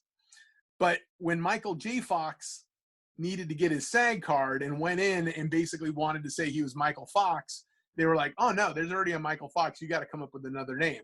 So that's when he came up with Michael J. Fox. There's no J, but he is now Michael J. Fox. He will forever be known as Michael J. Fox. Station And so name, yeah. that was my thing. It's like I wanted to see if we could like get that going, but you can't do it because this isn't a union type job. This is all freelance. Yeah, and you're trying to brand yourself. Yeah, well, I just don't want people to mix us up, because I used to get mixed up for Peter Steigerwalt for years. And this is the funny thing about it. Wow. I never had a problem with it. I never felt insulted. I never felt slighted about it. I never felt weird about it. But I am convinced that Peter was absolutely 100% slighted and insulted every time somebody walked up to him with one of my books to get him to sign it. Because we had a similar look, but we didn't look alike. Like, I think we only kind of looked alike in like a passing kind of thing, It's really weird.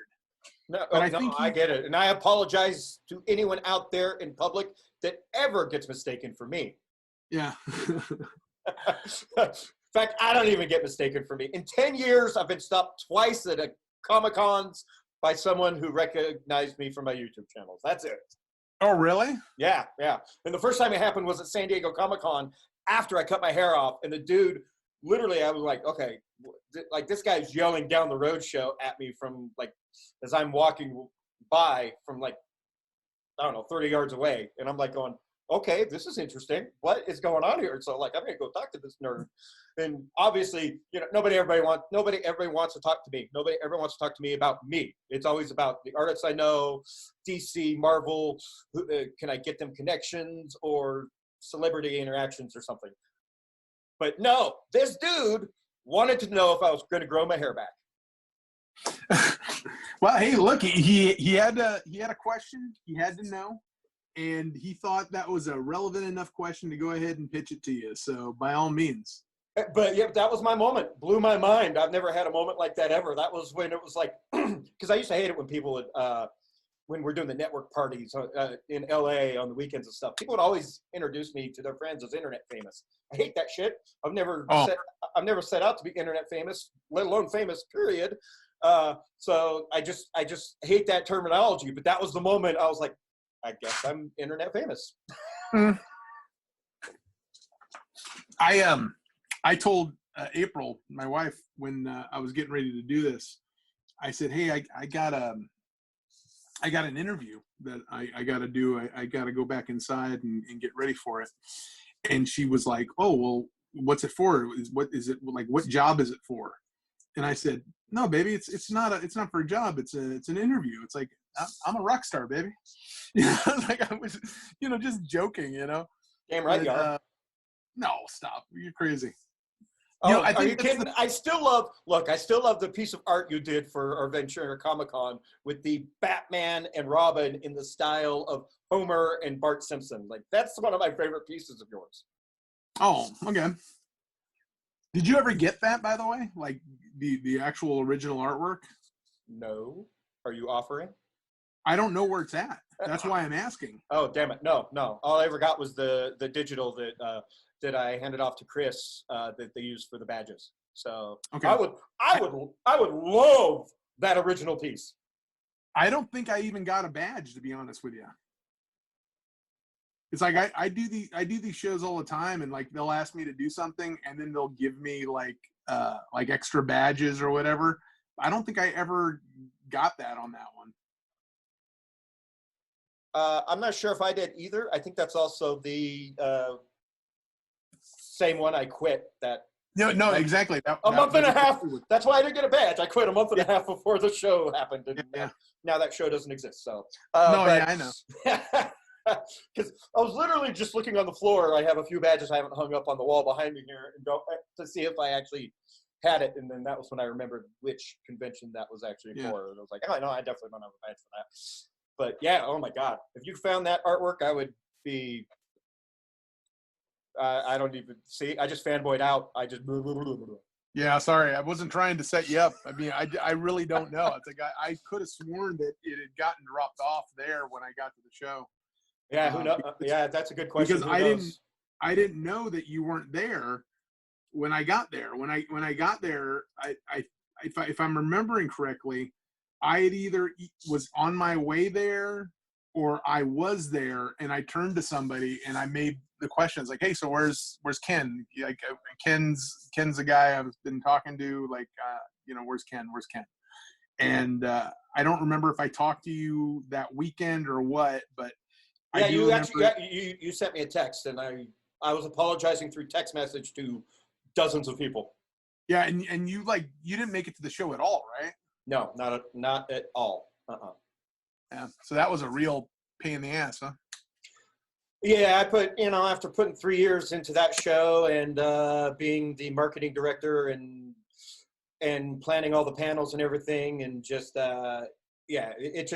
it got to a point where professionally I knew I first of all I wasn't going to get paid, and then I knew it was going to be such a shit show that I wasn't about to attach my name to it. It's a shame because that was a great location, I thought. Yeah, well, and that's the thing is every year we had actually built the attendance up. It was it was a growing show, and Ventura County Fairgrounds may suck, and there could have been possibly better locations, but like at the same time it was beachside. It had its great points as well as its negatives, for sure. Yeah, I think the worst thing about that show, and again, this is to everybody who has no idea what we're talking about. This was a show that I originally made my contact with Casey here, and he invited me out to the show, and I got there, and it turned out that he wasn't even there anymore. So, I mean, I'm just glad we still had a hotel room and everything, to be honest with you. I'm just glad that we still had a place to be, because that could have been a nightmare all the way around. Oh yeah, you have no idea how bad the hotel situation was the year before. Yeah. That was a clusterfuck, and just trying to I picked up Carrie Hiroyuki Tagawa at the train station. Like, none of us knew where the train station drop off was, and it was literally like 5 feet from the hotel. Like, poor Carrie didn't know he could have just walked to the hotel. None of us knew that. By the time I got there, the poor guy had been there like a half an hour. But like the most gracious, sweetest man ever. Spent like 3 hours in his hotel room with him just talking, and he's developed his own like breathing healing technique through things he's learned through martial arts. And he actually spent like an hour and a half teaching it to me and actually working on me physically and doing his healing thing. And that's one of the things I remember most from that specific con weekend at Ventura was Kerry didn't do a whole lot of conventions, and every time I went by his table, he was literally healing people and working on people. He wasn't selling his signature and his photos at all. Like, he was just literally there just helping people. Wow. So yeah, love that man. And you don't see stuff like that at cons very often. No, you know, that's the other thing. It's like, and I hate to make this comparison, but when you're at a show and the shows are kind of meh, business-wise. There's a lot of men out there, yeah. Yeah, but it does make for a wonderful experience personally, because like I can't tell you how many shows I've been to where it's like business-wise, it's just non-existent. It's just the worst thing ever. But yeah, and as artists, you guys need to break even. Like, there's not a whole lot of money at every show. Some shows are better money-wise than other shows, but you guys need to break even at least. Well, yeah, we just got to put some money in our pocket. But, you know, and I'm one of those guys that when I come to a show, it's like, especially if they're paying for like the hotel room or whatever to just have us there, it's like I'm the first one there. I'm the last one to leave. Like, I don't generally pull that, you know, rock star bullshit where I just like roll out. But I'll be honest with you, that show was the first time I did do that. And I'm going to give you an example of why. It wasn't. And I understand because as a showrunner, I hate seeing an empty table, but it happens. Exactly. But this is why. And it was the only reason why. When I had done that show, it was the first time I had moved out of LA. So I was no longer in Los Angeles. I just moved out. I was actually in Phoenix at the time. And it was my first time back. And that same night, they were doing that gala event over at CSUN for the Kirby exhibit. Remember they had all the Jack Kirby artwork up? Yeah. And so that was the same day as that first night of the show. So the show was so quiet. I finally just looked at my buddies and I was like, hey, do you guys want to do this Kirby thing? It's like we just looked at each other. And it was the worst thing. Like, I felt so horrible because I turned to the guy who was the point guy, whoever was now doing your job. I turned to him and I told him straight up, it's like, hey, man, I'm going to roll. And I wasn't trying to be a dick. I assure you, I was so not trying to be a dick. I was just going, hey, look, there's this other thing. Not because I necessarily want to blow out of here, but it was going to be my only chance to see it. It was going to be the only chance while I was in LA to see all my buddies because they were all going to be there. So in all the years that I had been doing these shows, it's the first time I had ever like full on blown out of a show, I think an hour early. Mm-hmm. And let me tell you, I was so concerned about that because you weren't the only one though, from everything I heard. Oh, really? Yeah. Well, I'm just saying I've never done that, and I still don't do that. Like when I'm at a show, man, I'm telling you, I'm at the show. Right. And so I was there. I did what I did, and when this opportunity kind of like I presented it to my buddies and said, hey, look, we can do this thing. It's just down the street. Well, and it wasn't just down the street. I mean, we had to go back to LA to do it, but you know, it was so close because again, it's like if I was in Phoenix, I would never have gotten the opportunity to get out there to do it. Yeah, an hour and a half drive versus a 4-hour drive, huge difference. Yeah, easily. So we went ahead and did it, and I got to catch up with all my buddies. I actually have a print. Where is it? Is it going to be somewhere I can pull it up? Sounds like you made the right decision to me, man. Well, because I wanted to see my friends. I wanted to see the exhibit. Maybe I don't have it here. I usually have I have all my stuff like right here next to my desk, and I actually have like the flyer, not a flyer, but like the poster that they made for the show. Mm. And of course, now that I'm talking to you, it's like I can't. It's just not there all of a sudden. Well, that's fine because I ain't going nowhere, and I ain't finishing this podcast till I get to see those fucking claws. Oh, okay, gotcha. So if this ends up being a 3-hour podcast, welcome to the show, people. Oh no, we're good. I'm just doing this. I'm just working. Yeah, no, exactly. And I love watching you work. And that's another really cool thing is like a lot of artists were doing this live stuff before, but now that everybody's at home with the coronavirus quarantine blues, every artist is out there online producing cool stuff like this live. Well, you know, that's the thing. It's like I've been kind of doing this for a while, and again, Yeah. I'm not going to sit here and be some sort of megalomaniac and go, "This is my thing. I've been doing this." But this is kind of what I've been doing to kind of keep, you know, the lights on, to make sure that, you know, the bills are taken care of. I do a little bit of this, or I do like my my Facebook lives or my Instagram lives, just to kind of remind people. It's like, hey, you guys, if you need something, you know, now's a good time. So now that we're in, what is this, week 3, week 2? I don't even remember anymore. It's like I'm totally lost. I've been in lockdown since Christmas, so I don't feel bad for anyone right now. Well, no, I don't necessarily feel bad for anybody, because this is my thing. I just had this conversation with my neighbor. If we weren't in lockdown here because of this corona thing, this is still where I'd end up being. This is what I do. You know, it's like I don't have another place that I do my work. It's like this is my vantage point every single day.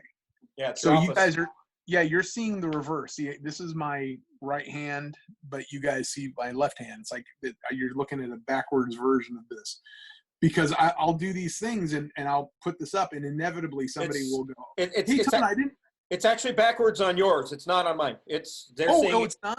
Yeah, cool. they're seeing it the way it is. They're seeing it the exact way it is. Okay, because on Facebook and Instagram, it's not. I know, and that drives me bonkers. Okay, so inevitably, I'll have that conversation that I have to have every single time I do one. It's like, I didn't know you were left-handed. Like, I'm not. It's the video. It's just backwards because it's recording differently. So yeah, this is the vantage point that I've had for the last couple of years. You know, and it's funny because like when I moved from LA to Phoenix, I explained to people that I would need to go to the Kinko's or FedEx to get copies done or whatever, and I would leave the house. And it wasn't until I started driving away from the house that I'd realize, oh yeah, that's right, I'm not in LA anymore. And then when I got here, I did the same thing. I'd start going to Kinko's, and I would have that moment where I'm like, holy cow, like I'm not in Phoenix anymore, because this, as I'm trying to show this is all I see, like this angle on my desk. Yeah, your dark little hole where you draw. Well, it's a big giant table, so like all my peripheral, like everything that I see here is nothing but table.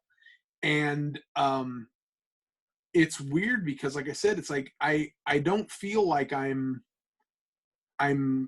you know, sequestered here. I don't feel like I'm tied up here until I actually do get tied up here.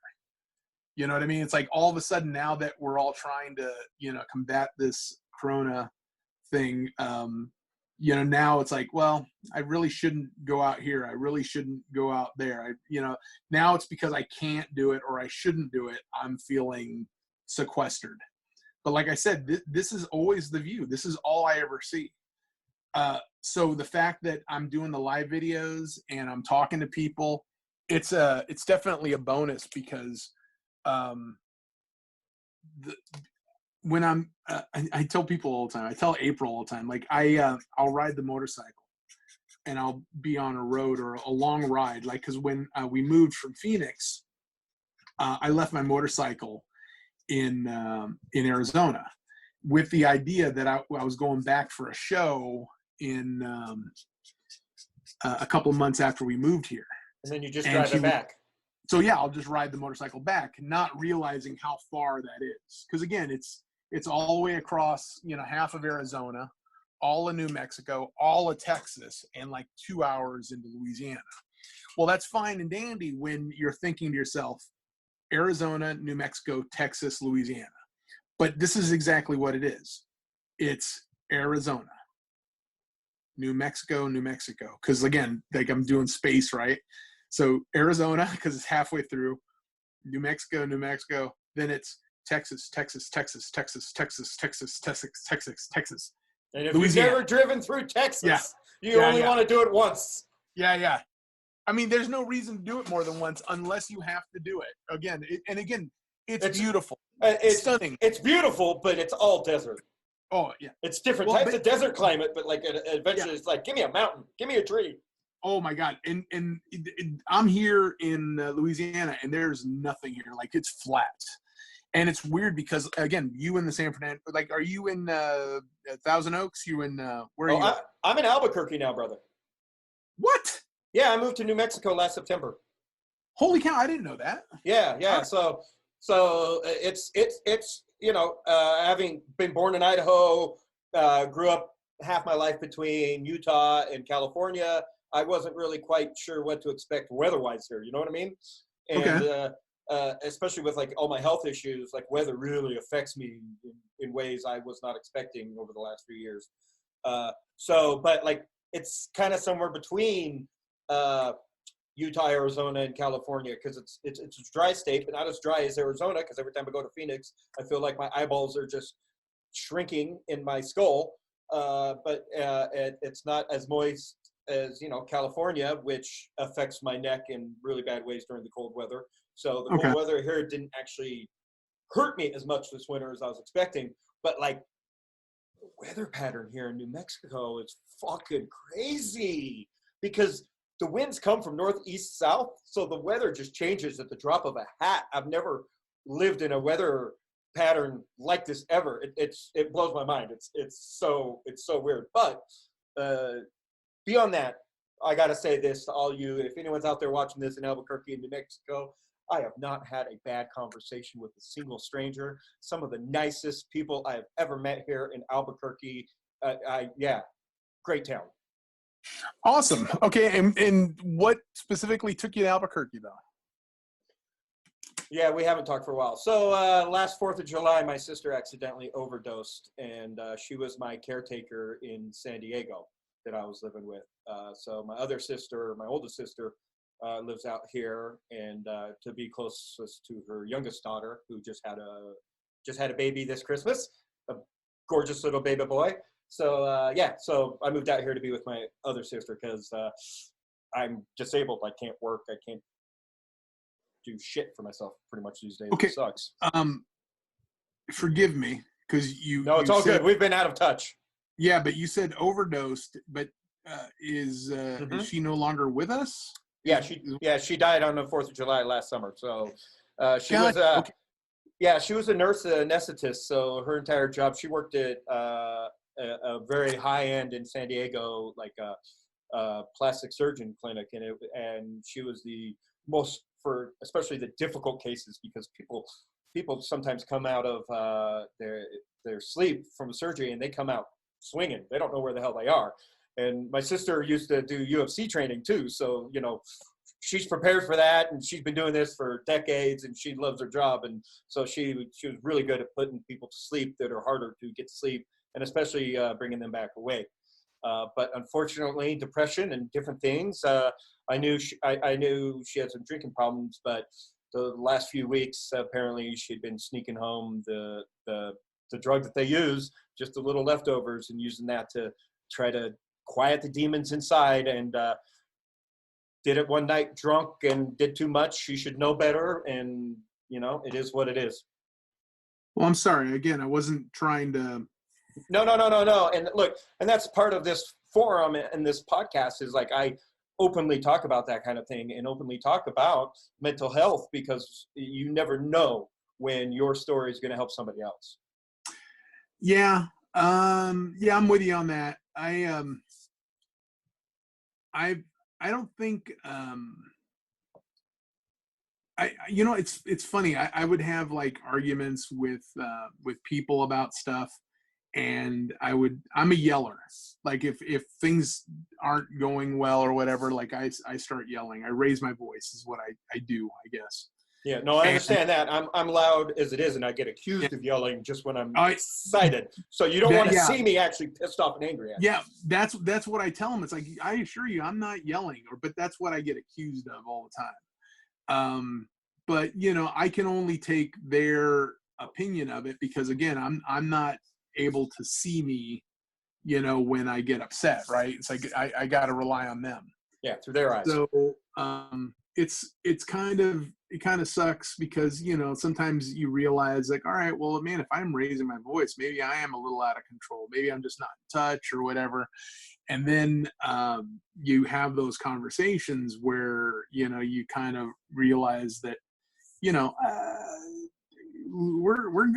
I tell people, it's like, I just want to get back to normal, but I want to get back to the way things were before all this. Right. But the fact of the matter is, lost video, by the way, brother. What was that? We lost video on you. We still got audio, but we lost video. Oh, did I lost power. Give me 1 second. 1 second. That's kind of what I thought it might be. Yeah. We unplugged to do the thing. Oh, yeah. And doing this Zoom takes a lot of juice. Okay. That's for sure. Yeah. Yeah, wow. We used all the juice on this iPad, so yeah. It's okay. It's all good. I don't mind doing it. No. I'm having a blast. Good. So I do worry about stuff like that on my end because, like I said, it's very easy to kind of like notice the difference with other people.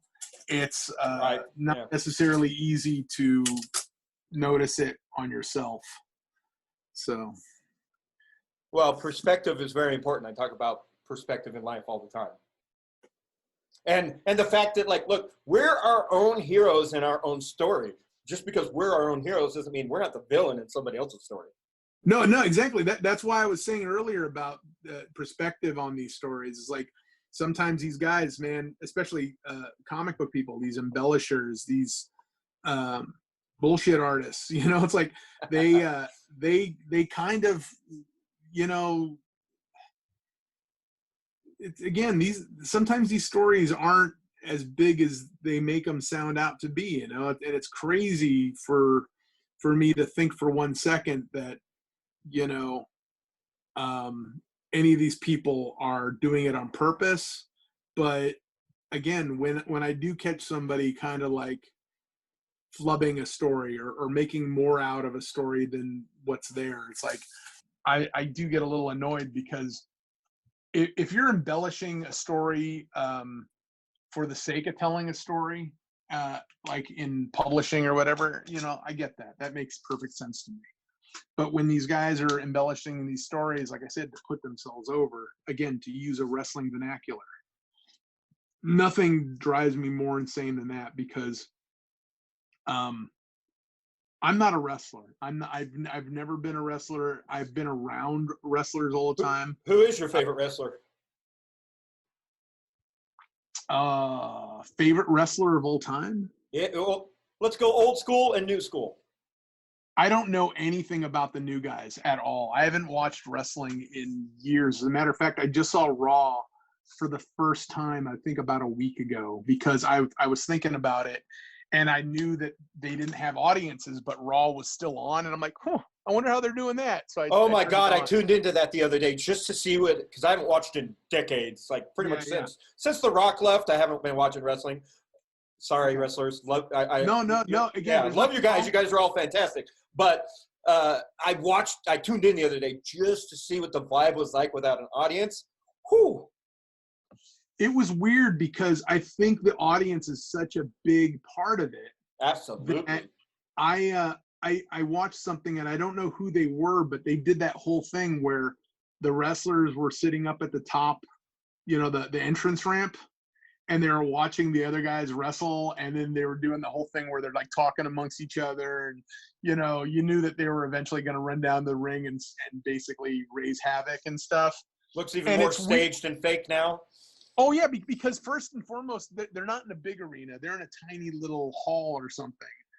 And then the walkway is like 20 feet away from the ramp, and maybe it's longer than that. It just looks like that on TV. So it just looks really weird. And again, I don't want to shit on it. I really don't, because I'm not one of those guys. I know there are plenty of people out there that hate wrestling. hate it, think it's the dumbest thing ever, lowest common denominator. And I'm kind of thinking to myself, these are probably people who've never watched it. If you've never watched wrestling, then you're probably just going to hate on it because it sounds stupid, it looks stupid. But as long as you go into it with the thought that it's entertainment. Yeah, absolutely. But yeah, who's your favorite old school wrestler? God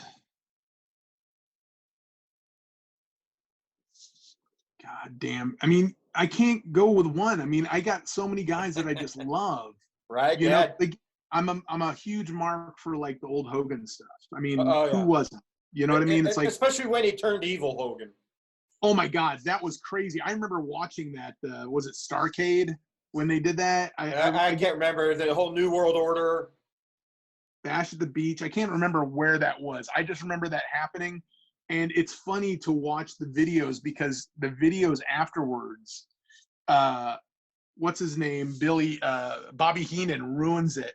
And if I had been paying more attention to the announcers, I would have been pissed because he's coming down to the ring as like the third man or the fourth man in the tag or something. And then Bobby Heenan makes that comment about, but who's he coming down for? And you're like, you hear, what's his name? Bischoff go, what are you talking about? Because, you know, he knew exactly what was going on. That just is some of the craziest stuff ever because you never saw that coming. You know, the swerve was just something that you didn't see coming at all. Yeah, but you didn't expect plot twists like that from wrestling. Yeah, at all. Yeah. Well, no, go ahead. If I were to say who my favorite wrestler was, like all time, and again, it's very easy to kind of like use some of these guys because they were really good, but they were also they're not here anymore. But man, goddamn, did I love watching Eddie Guerrero. Loved watching Eddie Guerrero. I love watching everything he did. I loved watching everything he did with Chavo. Yeah, because they were really, correct me if I'm wrong, they were kind of the forefront of acrobatic wrestling. Well, yeah, I mean, there were Mexican wrestlers who basically wrestled in Japan. And so him, Benoit, Dean Malenko, even to a later extent, Chris Jericho, you know, they all came out of, you know, basically doing Japanese wrestling to basically get, you know, to hone their craft, you know. But Eddie Guerrero, you know, came out of a wrestling family. Like all his brothers wrestled. You know, they all wrestled for, you know, WCW at one time. I did an episode of E-Ring. I was doing some extra stuff with a buddy of mine, and one of Eddie's brothers was the villain on the episode, and it was right after Eddie's passing though. So like the last thing I wanted to do was to like have a conversation with him, you know, and you know, like have it look like I'm like some sort of fucking mark, you know, and you know, asking him questions about his brother and stuff. So I just kind of like saw him and we talked a little bit, but I didn't get into anything with him. When I meet some of these guys, I try to pretend like I don't know who they are, like just because I don't want it to sound like I said, like I'm marking out. Right. Well, you know, and that brings me to my line of questioning that I like to ask everybody on Down the Road show. And because wrestling is so entertaining and like, especially when it comes to characters and with their good guys and their bad guys and crossovers and everything, like comic books kind of, you know, maybe not kind, I don't know. Let's say made that kind of trope possible for wrestling with the whole villains and you know, over the topness. So with that being said, who's your favorite superhero? Well, Batman. Of course.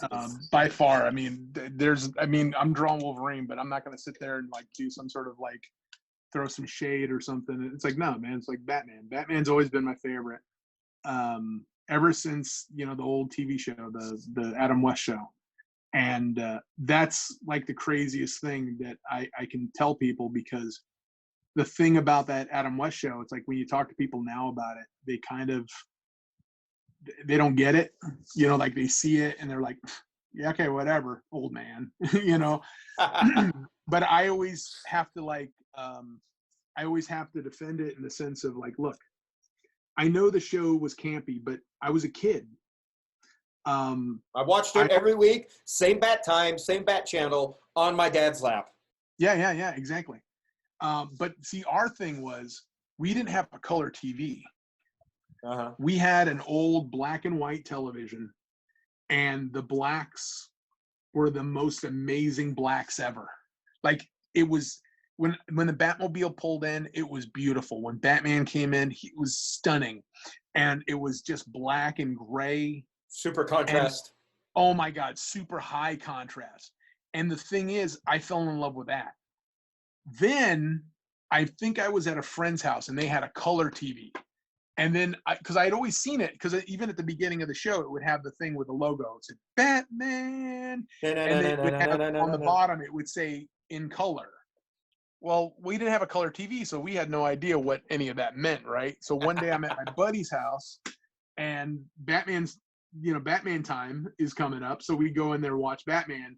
And all of a sudden I see Batman in color for the first time. And I'm just like, what the hell is this? It almost looks weird. It's way weird. And again, I've gotten used to it at this point. But I mean, that was the most weird thing I'd ever seen. Like, this isn't my Batman. So like, I had a weird perception of what it was up until that point. And I can't even explain it to people if they don't understand. Because like I said, when I tell them I had a black and white TV for years as a kid. What's a black and white TV? Yeah, they get it. Talking to kids about stuff like that, they have no idea. Like they don't know, they don't know the troubles. Everything they need is on their phone. They don't know life without an iPhone. Yeah. They don't know what it's like to go to a record store and like look for an album or something. It's like if they want music, they go to iTunes. It's like, there it is. Yep. It's right there on Spotify. They don't even buy anything anymore. Exactly. Hey, did you know, I'm not sure if I told you this in the past though, but so Commissioner Gordon is my great uncle. Which Commissioner Gordon? From the original Batman series. Are you serious? Yeah, so that was my dad's favorite uncle, and one of the reasons my dad got into radio broadcasting and entertainment is because he looked up to his Uncle George. So interesting. I did not know that. I didn't know that as a kid watching either, and it wasn't until I got money from his estate when I was in high school after he had passed away that my mom explained everything. And I was just like, oh, hey, I'm Batman royalty, kind of. Yeah, really. I'm with you on that, man. That's cool. Yeah, so I got to meet Adam West and Burt Ward at a convention once, and they were like really cool about it. Their agents, on the other hand, were like, "Get the hell out of here, dude." Oh, cool. Let's talk some shit then. I'm all about talking shit about Adam. Not Adam West. Adam West and Frank Gorshin's agent. What a piece of shit. He's a fucking dick. Piece of shit. Yeah. Piece of shit. Talk about money hungry and not giving a crap about the fans. I'm going to give you a story here, okay? Do it. Share. I could pull it out right now. I could rip it out.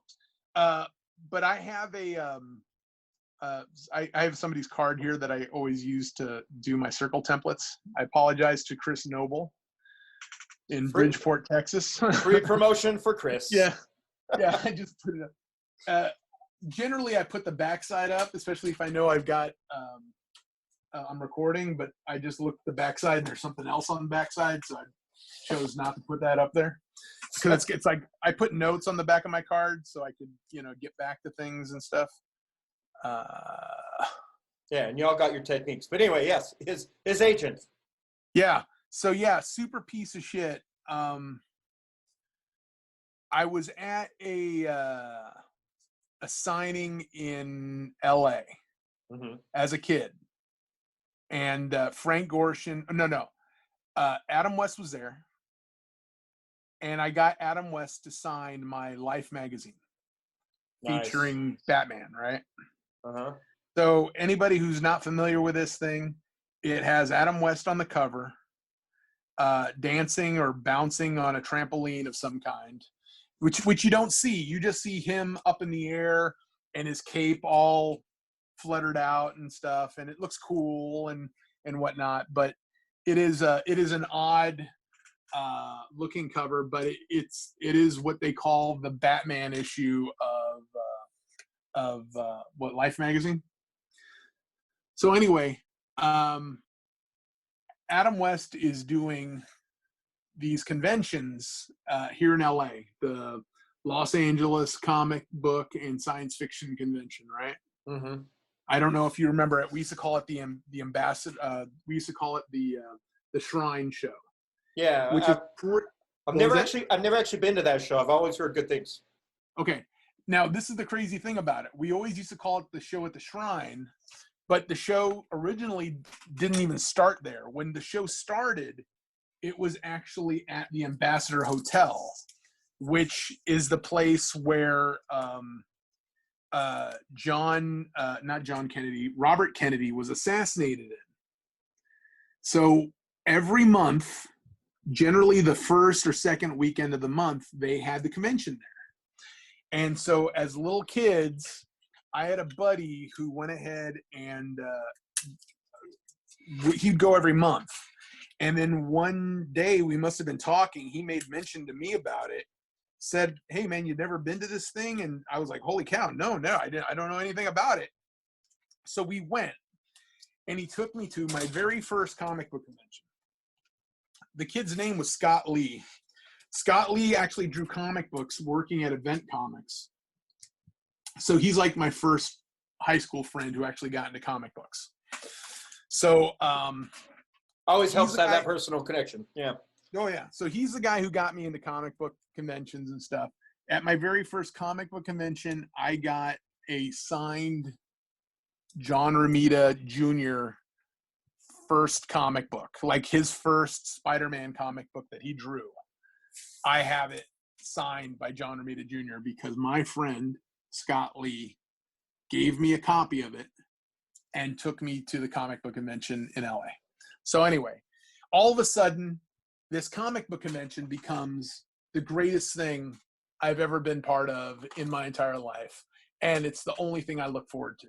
I look forward to, having my mom's homemade food and going to the comic book convention. That's pretty much all I had going on. Priorities. So, yeah. You gotta have priorities. So, excuse me for 1 second. I'm looking for my ink. Where is my ink? Where's my ink? This is crazy. Oh, there it is. I found it. So anyway, I go to the convention after a few different shows, and Adam's there, signing and doing his thing. And so I have been gifted this Time magazine. I didn't own it. My brother, I think, is the one who gave it to me, and I don't think I was a little kid at this point. I had a few bucks in my hand, and all of a sudden, after I was given this book, Adam West is going to be at the comic book convention, and I'm like, oh my God, I'm going to go get Adam West to sign this for me. So I go ahead and I go to the comic book convention, and Adam's there, and you got to wait in the line because that's the thing, and you see this guy that is his handler, his dealer, his the guy who takes his money, I guess, who's probably out of work now, but maybe works for somebody else on a lesser extent. I have no idea what and who he works with. And let me tell you, if this guy's watching, that's fine and dandy. Look, you don't have to be a fan of mine to think I'm an asshole, because again, we've never done business, but I've done plenty of business with you, and you're kind of a shithead. But I understand his business. His business is to make money for his his guys. Yeah, for his celebrities. Yeah. Yeah. So yeah, I'm not going to sit there and say that you're an asshole because you collect money. I'm just going to say how you handle yourself, you're kind of an asshole. Character. So maybe. anyway, yeah. So he's doing this, right? And I get up there and I probably had, $30 on me for the whole show. I could buy some 50-cent comic books or something, maybe buy a toy or whatever. But I was there just to get Adam to sign the thing. And so I think I was lucky. I think I paid $15. I don't even remember what year this was, but it was the way first before time. prices went up. Oh my God, yeah. And it was the first time I had ever paid for an autograph. I didn't understand it. It didn't make any sense to me, but I had already waited in line. I wasn't going to look like a punk, by waiting in line, finding out that he's charging and then go, oh, okay, never mind. I went ahead. I was like, okay, well, how many more opportunities am I going to get Adam West to sign my book, So I went ahead and I had him sign my book. And again, I didn't have a problem with it. It was just kind of like I said, how he handled it. He's just kind of like not the best. He's not a people person. I think he's just a money person. So anyway, that wasn't a bad exchange. But like I said, I watched him deal with a bunch of people and things just weren't great. He's not a great people person. So anyway, some years went by. Burt Ward was doing the show. And I think he was still doing his thing. And this is how I noticed that it was the same guy. So I get there and now the price is like $20. And I'm like, okay, well, I'm working. I'm doing okay. I'm not, killing it. But, I had no idea I was going to spend $20 for Burt Ward's autograph. I mean, hell, I paid $15 for Adam West, like, 6 months before. Why would I pay more for Robin, Right. But I'm going to do it. No offense, Bert. No rudeness or anything. It's just what I'm saying. Right. So I go ahead and I do it, because again, now I got Batman and Robin's signatures on there, and Adam was great. Don't get me wrong, Adam was great. Burt was great. They both do that whole thing. Hello, citizen. Hi. Yeah. What a show. It's like, it made me feel very uncomfortable the whole time. I'm kind of like going, oh, okay. So I go ahead and I get my autograph. But he knows. That's the great thing about Adam West, though. He knows what the fans want. What was that? That's one of the things I love about Adam, though. Like, he knows what the fans want. He goes right into that voice for you. Oh yeah, he totally. And hello. Yeah. Hello, listen. And so he goes ahead and he signs my book, and I get the Burt one sometime later, and I pay a little bit more for it, but it's just one of those things. Sorry. Yeah. No. So all that's going on, and more time goes by, maybe a year or so, and now he's gotten Gorshin to start doing these shows with him. So now it's Adam again. Maybe it's a year later, and Frank Gorshin's doing the shows with him. So now he's the guy that I'm going to go in there and get his autograph, right? And like I said, his autographs, are about $20 now, because I just got Burt's like 6 months before. I got Adam's a year before that, so I figured, all right, $20 I could probably swing that. And I go ahead and I wait in line, and as I finally get up there, I see the sign, and it says that their autographs are now 30, like $40-$30, whatever. Oh, goddamn. Yeah, that's a jump. Yeah, I was pissed, because even though I've been an adult for a little while at this point, I think I was out of work. I don't think I was working. I think I came to the show with like maybe $20 in my pocket. Starving artist.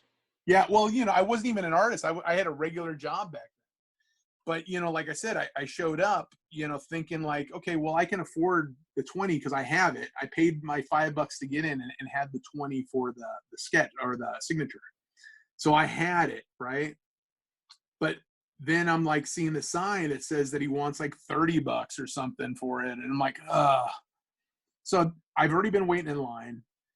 I must have said something, and I must have been pretty pathetic looking, because I said, oh, I just saw the sign that says, you know, the autographs are 30. And he goes, yeah, they're 30. Are you ready? And I was like, hey, look, I can't. I've only got, you know, 20. And he goes, oh, okay. And literally kind of like dismissed me because I didn't have enough money to. Yeah, move along, kid. Yeah. And again, keep in mind, I was no kid, but you know, that's how I felt about it. Like he was like just brushing me off. But Frank was sitting there ready to sign my book. And so he looks at me and he goes, hey, like, what's up? And I said, sorry, Mr. And again, I've never called Adam. You know, I've never called Bert. It was always Mr. Ward, Mr. West, Mr. Gorshin. So I said, oh, I'm sorry, Mr. Gorshin, I can't. I thought maybe the autographs would be about 20. I don't have the 30 or 40 or whatever it was that they were asking for it. And he looked at me, and he looked over at Adam, and he says, he said something to him, and Adam was like I could tell. I didn't hear, but he just said, yeah, he doesn't have the money to get the autograph. And so Frank just looked over at me, and he goes, well, you know, I'm sorry, but like, and I clearly said, like, look, I thought the autographs were only going to be like 20. I only have 20 on me. I don't have the 30. And then Frank just looked at me, looked at Adam, and Adam had already moved on to the next guy, just totally dismissing me and whatnot. And Frank just looked up at me, and he's like, no, here, give it to me. And so I'm like, what? And he asked for the book. I handed over to him. And then Adam like jumps in there because all he sees is like money going out the window because he sees that he's going to sign this book. And, oh, no, you know what? Now I remember what the deal was. This is when they started adding price hikes on certain items. That's what it was. So basically, the reason why I had to pay more for Frank Gorshin's autograph is because it wasn't their stuff. No, because I already had Adam West's and Burt Ward's autographs on it. So to complete it, they knew they would charge you more. That's why it went from 20 to like 40 or whatever. Because now I'm getting like I'm increasing the value of my thing, right? So that's why I was pissed. So Frank was like, no, what? So he goes ahead and he insists. He says, no, give it to me. And so I hand it to him, and what's his name? Adam like just jumps in there like, oh no, he doesn't have the money to do it. And Frank just looked up at him and said, no, look, he wants it, and I'm gonna give it to him. Like he literally was like, no, it's like he wants it, and I'm gonna let him have it. And I thought that was just the sweetest thing he could have done because, again, I don't know how much longer he was around after that. Well, and these days, like because of the way their contracts are written at cons, like that's probably not even going to happen now. No, exactly. But the thing is, like, this was a small little show for. Again, it's the LA con, but it's still a small show, specifically, you know. But Frank didn't have to do that. Mr. Gorshin did not have to do that. And if Adam, not Adam West, if Adam, his handler, had his way, he wouldn't have done it. You follow? Absolutely, because, well, and you know me, look, I've done I've done the handling for celebrities and at conventions, and I'll tell you what, you know me, I hate having to tell fans no and having to shoo them on from conversations and stuff. But it happens. I get it. It does, yeah. That job sucks, but unfortunately, you got to be someone's got to be there to do that job, because otherwise fans will sit there and talk all damn day. We lost video. Absolutely. But on top of that, like, you know, there's a better way to go about doing things and being nicer to the fans. So yeah, and I get that. Kind of like, you know, he was like that with me, but whereas in like Julie Newmar's handler, she's the only person I've ever paid for a signature for in 10 years at a con, okay? And when I introduced her to myself, she wanted to tell me stories about my great Uncle George and talk about stuff on the set. And luckily her handler like let her get a couple of stories in before they shooed me along. And I was like extremely appreciative of that, because when Adam West and Bert wanted to talk to me, like you said, their handler Adam was just like, no, get the hell out of here, dude. Yeah. You're bothering me, kid. Move along. Yeah, and there's ways to handle things and there's not ways to handle things. Yeah. So off that tangent, let's go to the next question. So your heroes are only as good as your villains are bad. Who's your favorite villain? Oh, well, yeah, Joker. It doesn't matter. Batman's the top hero, then the Joker's the top villain, man. That's Standard answers. Yeah, oh, yeah. it's hard not to love the King of Chaos. Yeah, absolutely. Well, then, who is your real life hero? Who inspires you daily? You know what? If I say me, then I sound like an egomaniac. A lot of people don't have self-confidence, so there's nothing wrong with that answer. No, you know, it's that's crazy. I don't think about it too much. I'll be honest with you.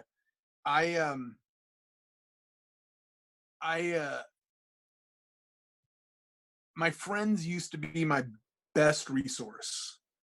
And when I say my friends, I mean the people that I would be able to see on a super regular basis, the people I saw every day. So if I would be as honest as I can be, I would still have to say my friends. You know, like Tony Fleece is probably one of the sweetest, greatest guys that I know. I know he doesn't much care for that whole you know, what is it when you talk about somebody and you kind of compliment them and stuff. He's not a big fan of that. He doesn't take a compliment well. But he's one of those guys that, and I'll paint this little picture for her. Tony at one point was fucking just he looked homeless. You know, Tony was over in the studio. He'd start coming in, and I used to introduce him to people as this is Tony, one of Chris's buddies. And then finally he turned to me and said, why do you always introduce me as like one of Chris's buddies? And I said, well, like, what am I saying wrong? It's like, aren't you one of Chris's buddies? It's like, I've known you longer than I've known Chris. And I'm like, get the fuck out of here. Like, I had forgotten when I had originally had met him. And so, yeah, I had apparently met him like maybe a couple of weeks before Chris had met him. But, you know, it was still, you know, kind of close. But here, give me 1 second. I'm looking for my water. Where's my water? No, and look, and I get it, because like I'm so guilty of stuff like that. I'll be at a convention talking to a group of artists or creators, and I just assume everybody knows everybody, and I never realized that I'm the common link and none of them know each other in the conversation. And exactly. I just assume all you artists do know each other. Yeah. So, but I remember when he was like, it just seemed like he was homeless. And he wasn't homeless. He was just kind of like having a bad time, you know, business-wise, doing work. He once took on sketches. Like daily sketches to like make some money, and he figured like he'd just take on a few of them, like people would just kind of like hit him up with a few, and it would be like decent business or whatever. He ended up getting hit with like over like 1,000 of them, and so he then had to basically do like daily sketches, like 3 of them a day for like a year to like finally get caught up. So like he would do these things where he would like kind of regret his like choices immediately. At one point his shoes were like so beat up and so torn up. I wanted to go to the store and buy him shoes, but I couldn't figure a way of finding out what size he wore to like just go to the store and like buy him a pair of like Nikes or something. Because again, if I would have taken him to the store, he would have like brushed it all off, you know? But right. That dude, he's been so good to me because, you know, he's given me side work. He's given me opportunities to do stuff with him. And to be honest, he's probably thinks he's probably paying me back for, you know, having him in the studio or doing that kind of stuff. But man, if I had to pick one person right now who I kind of like really, I think I'd be, you know, stuck in the mud. If it weren't for him, it would probably be him. Yeah, no, and it's that personal connection on why, you know, he's a personal, like, hey, not to be cliche, but my dad died of cancer when I was 9. My mom was my mom and dad. She raised me. She's my hero. Yeah. In fact, she just called me, and I got to call her back because she's old, and I got to help walk her through some stuff on her computer. Gotcha. So I'm about to do that next. So that was your signature you just threw on there, and it looks like we got a finished, gorgeous Wolverine, brand new. Oh my! I'm just in awe just watching you do all that. I'm kind of happy how it turned out because sometimes I'll do these things and I'm so not happy about them. That turned out pretty cool. Let me turn it so you guys can get a pretty good view of it. I think I'll add the X to his belt, but for the most part, that's it. Awesome. So there you go, fans. Anyone out there watching this, go hit up Tone. And if that hasn't already sold, you could be the owner of that gorgeous piece of art next. So, and then hit up your local conventions and request Tone as one of the artists there. And we lost visual on you again as your cord probably came undone as we're wrapping up this podcast. But yeah, Tone, can you hear me? Oh, don't even have audio anymore. All right. Hey, thanks for tuning in to this special live art show podcast from Down the Road Show. Thank you, Tone, for being a guest. Love you, brother. Can't wait to see you in person again at a convention down the road somewhere when I'm more healthy.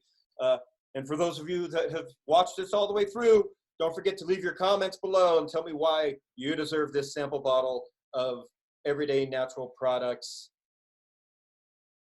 CBD elixir, and I'm going to pick one of you guys to send it out to, and we'll do some more product samples in the future because that's one of my next phone calls too, is to talk to ENP people. So go to enpstore.com for more and check out all their wonderful all natural products that can help you with your mental health, your pain management like I do, and regular health. So once again, thanks for tuning in. Thanks for sharing. Thanks for commenting. Thanks for stopping in at the Down the Road Show podcast. Love you, Tone. Thanks for being a guest. And we'll see you all somewhere down the road.